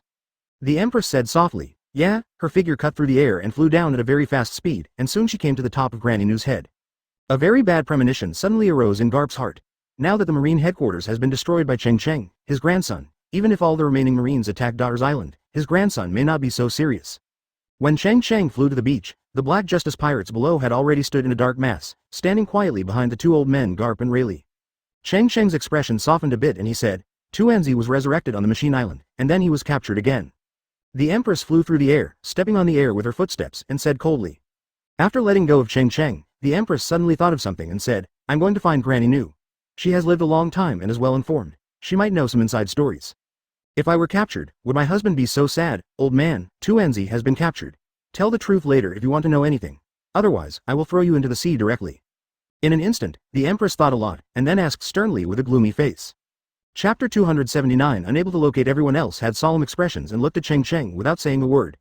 Even Luffy, who was usually very carefree and loved to laugh, was frowning and silent at the moment. Garp stood up, leaned against a big tree behind him, frowned and asked, did something happen to Xiao Tuanzi? Cheng Cheng nodded and said softly, Tuanzi has been captured. Everyone else also knew who Tuanzi was. Regardless of whether they had come into contact with Tuanzi before, just because Tuanzi, a little girl, could choose to self-immolate during the war on the top, it was worthy of the attention of these vicious pirates. The crowd immediately became confused and shouted and cursed. Which be ******** he kidnapped Dango. He even dared to catch the little princess of our Black Justice pirates. Let's see if I don't beat him to pieces. Yes, now we are all out, even if any of the four emperors has the strength to fight, we will kill them. Ace clenched his fists, and flames seeped out from every pore of his skin, turning into a burning man. The ground under his feet was burned by the hot flames and cracked with cracks. He stepped out, and there was a flaming footprint on the ground. Coldly said. Brother Cheng Cheng, Tuanzi died because of me. No matter who the enemy is this time, I will go. Luffy said solemnly. No matter who the enemy is, I will beat him away, and I have learned domineering now. Don't worry, I am very strong. Lao Sha took a deep breath from his cigar, blew out a smoke ring, looked at everyone with disdain, and said mockingly. To be able to capture Tuanzi from the captain, I'm afraid that person's strength is beyond our imagination. No matter how many people go, it might be useless. Cheng Cheng looked gloomy, pressed his hands down, and waited until everyone calmed down before speaking. Actually, I don't know who captured the dumplings, or even whether they're human beings. At that time, Tuanzi had just reborn from the ashes, the world was changing, and whirlpools appeared in the sky. I thought it was the commotion caused by Tuanzi, so I didn't pay much attention to it. Later, the clouds descended, and the black cloud turned into a giant hand, snatched Tuanzi away, and then transformed into a hand to suppress me. There was silence in the air, and everyone held their breath and said nothing, as if they were doubting whether what they just heard was true. Kosha took a breath of air and murmured, how powerful it must be to be able to suppress the Imperial Master with one hand. Even the great Buddha form of the former Marine Fleet Admiral Sengoku couldn't do it. Hawkins let out a long sigh of relief. Although there was an error in his calculation, it was always a good thing that Tuanzi was reborn in advance. Even if Tuanzi was captured, he would not be blamed. Garp frowned and said, let alone the Warring States period, even I and Marie Joa's 5 elders cannot do it. If those 5 old guys join forces, it is possible to suppress you. Advertisement. But if you say you didn't see anyone at all, then it's impossible even for them, unless one of those 5 old guys sneaked through in the past few years. Cheng Cheng scanned the crowd and continued. I've called you here now because I want to ask who has any clues about this or knows some rumors about that person. I don't know who the enemy is now. Even if I want to save Tuanzi, I don't know where to go to save him. Rayleigh adjusted her glasses, narrowed her eyes and said, boy, the information you mentioned is too little. Even I don't know who has such a powerful ability. Are there any other clues? Think about it carefully. Cheng Cheng thought seriously for a while and suddenly said, the clouds that looked like the eye of a storm appeared in the sky at that time. I speculated that it was probably an attack launched from a distance that directly broke through the space. Granny Nu screamed and fell to the ground, covered in dust, turned around and cursed. Ouch, uncle, positioning failed. Close black lens bracket. I never thought that this thing actually existed in this world. The Empress slapped Granny Nu on the head with a heavy palm, and angrily said, Old guy, think about it carefully, you are the former emperor of this country, you must know a lot. Uncle, this function does not exist in my database. The destination name is incomplete and cannot be located. Close black lens bracket. At the same time, he is also looking for this immortal power. Only this thing can prevent Roger from death. Rayleigh sighed and just shook his head slightly. Cheng Cheng said, I'm going now. Cheng Cheng felt like the world was spinning and his figure was shaking. The Empress quickly stepped forward to help Cheng Cheng. Cheng Cheng waved his hand and said feebly. Rayleigh's pupils dilated, she took a deep breath and asked uncertainly, The power of immortality, are you sure you heard correctly? Garp still shook his head and said softly, I can only confirm that it was not the 5 elders. Although they are strong, they are not to this level. As for who this person is, I really don't know. Cheng Cheng's hope that instantly rose was extinguished. Looking around at everyone else looked blank.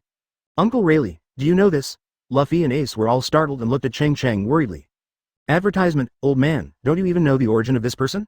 Rayleigh sighed, his eyes drifting to the sea in the distance, and said slowly, Roger contracted an impossible disease when he was 49 years old, so he decided to enter the Grand Line for his final voyage. System, teleport me to Tuanzi's current location. Everyone dispersed quietly, one by one cautiously. But is the power of immortality a devil fruit, or a weapon, or some other life-saving medicine? No one knows. We searched all the way to the past, and finally entered after Rafteru. Cheng Cheng asked hurriedly, Then do you know the origin of this person? Shiji, you really don't know how to respect the elderly and care for the young, but I have never heard of the person Cheng Cheng is talking about, and I don't even know about him. You successfully positioned me. I will call you uncle from now on. Please look for me quickly. Cheng Cheng turned to look at Garp. Garp sat down on the ground with a thud. He just shook his head and sighed. He continued to ask. I'm not talking about you, I'm talking about myself.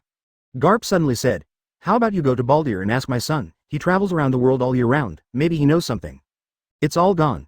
Cheng Cheng nodded. He should be referring to the power that Tuanzi exuded after his rebirth, otherwise he wouldn't have waited until today to take action. Cheng Cheng shouted angrily. Trash, by the way, it seems that the person also mentioned the power of immortality and said that he could become a god. Judging from this person should still belong to the human category, but he is just very powerful. We also didn't find the so-called immortal power. Later, we all agreed that this thing was just a myth. Only then did Cheng Cheng react, and he actually said the words to curse the system, forced a smile, and said apologetically. Only Luffy, Ace, the Empress, Garp and Rayleigh stayed. Suddenly, Cheng Cheng's expression lit up, he suddenly thought of something, and immediately asked in his heart. Garp sighed, if this is true, then this person should be the strongest person in the world. Chapter 280. There is no possibility. A white light flashed above Baldigo, and Cheng Cheng's figure instantly appeared in the sky.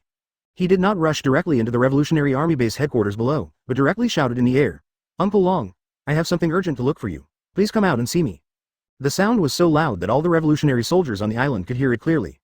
When the Revolutionary Army cadres heard Cheng Cheng's voice, they were stunned for a moment, and then realized that it was the voice of the Revolutionary Army chief instructor. As for the other people who didn't know Cheng Cheng's identity, they thought some enemy had invaded, so they raised their guns and moved the turrets to aim at the figures in the sky. In the conference hall, Long and other Revolutionary Army cadres were having a meeting to analyze the battle situation. After hearing Cheng Cheng's voice, Long disappeared instantly. He knew that this kid had always been calm, and would never be so reckless if it wasn't an urgent matter. Sabo also didn't hesitate to open the window and fly into the air.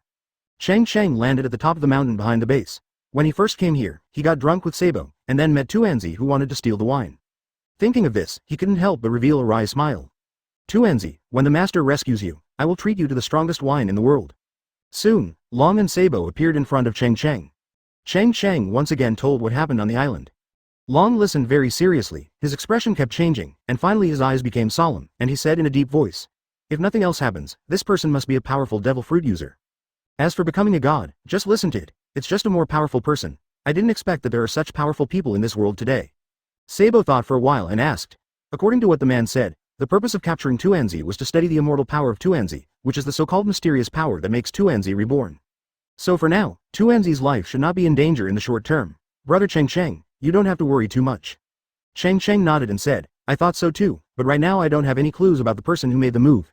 It's like he appeared out of thin air, appearing and disappearing suddenly. Long sneered and said, as long as he is a human being, he cannot appear out of thin air. He will always leave some clues.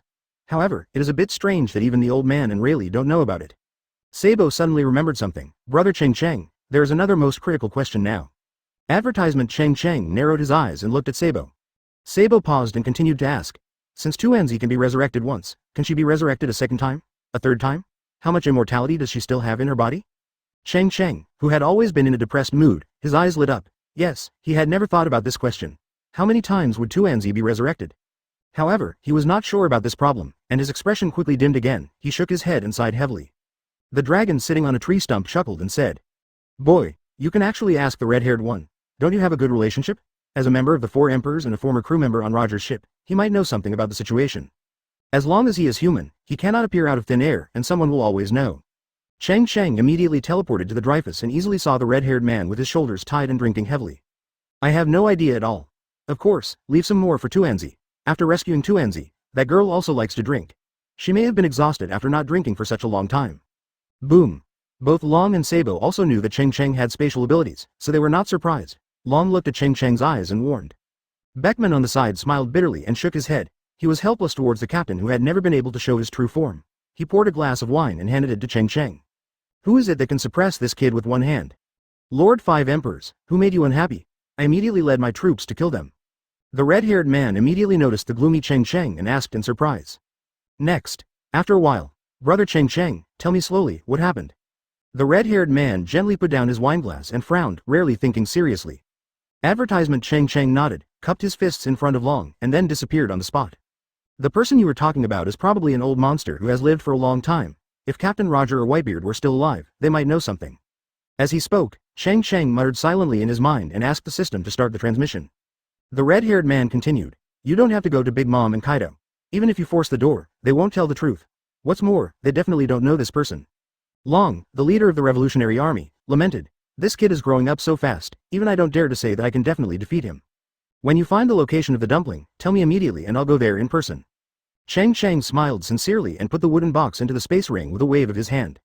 Sabo immediately ran out and shouted, "Brother Cheng Cheng, please wait for me for a while, don't leave yet, I will be back soon." Cheng Cheng shook his head and said, "Even if there is a slight possibility, I will not let this opportunity go. I made these wines myself. You can take them back to Luffy, Ace and the others and let them taste them." He placed the wine glass heavily on the table. All the glasses had cracks but did not break. He said, "Guanzi was taken away." Cheng Cheng had no choice but to stop the transmission, sighed, and slid down against a big tree, sitting limply on the white ground. Although his time was urgent, he could still wait for this little time. Cheng Cheng took the wine glass, raised his head and took a few sips. The red wine flowed down his neck, and he drank it all in one breath, as if he wanted to drink down all the anger in his heart. Jesusbu, Lachilu and other cadres also gathered here. After listening to Cheng Cheng's story, they were all shocked. Cheng Cheng nodded, "That's what I planned too, but I came to ask you first. If even the red-haired one doesn't know, then I'll ask Auntie and Kaido all." Cheng Cheng was speechless and poured himself another glass of wine. They already found it incredible that Tuanzi could be resurrected from the ashes. When they heard that someone could break through space with one hand and suppress Cheng Cheng, who was now the 5th Emperor, they found it even more bizarre. "If you find that person, be sure to call me. I really want to see what kind of power the strongest person in the world has." Sabo ran over quickly holding a wooden box.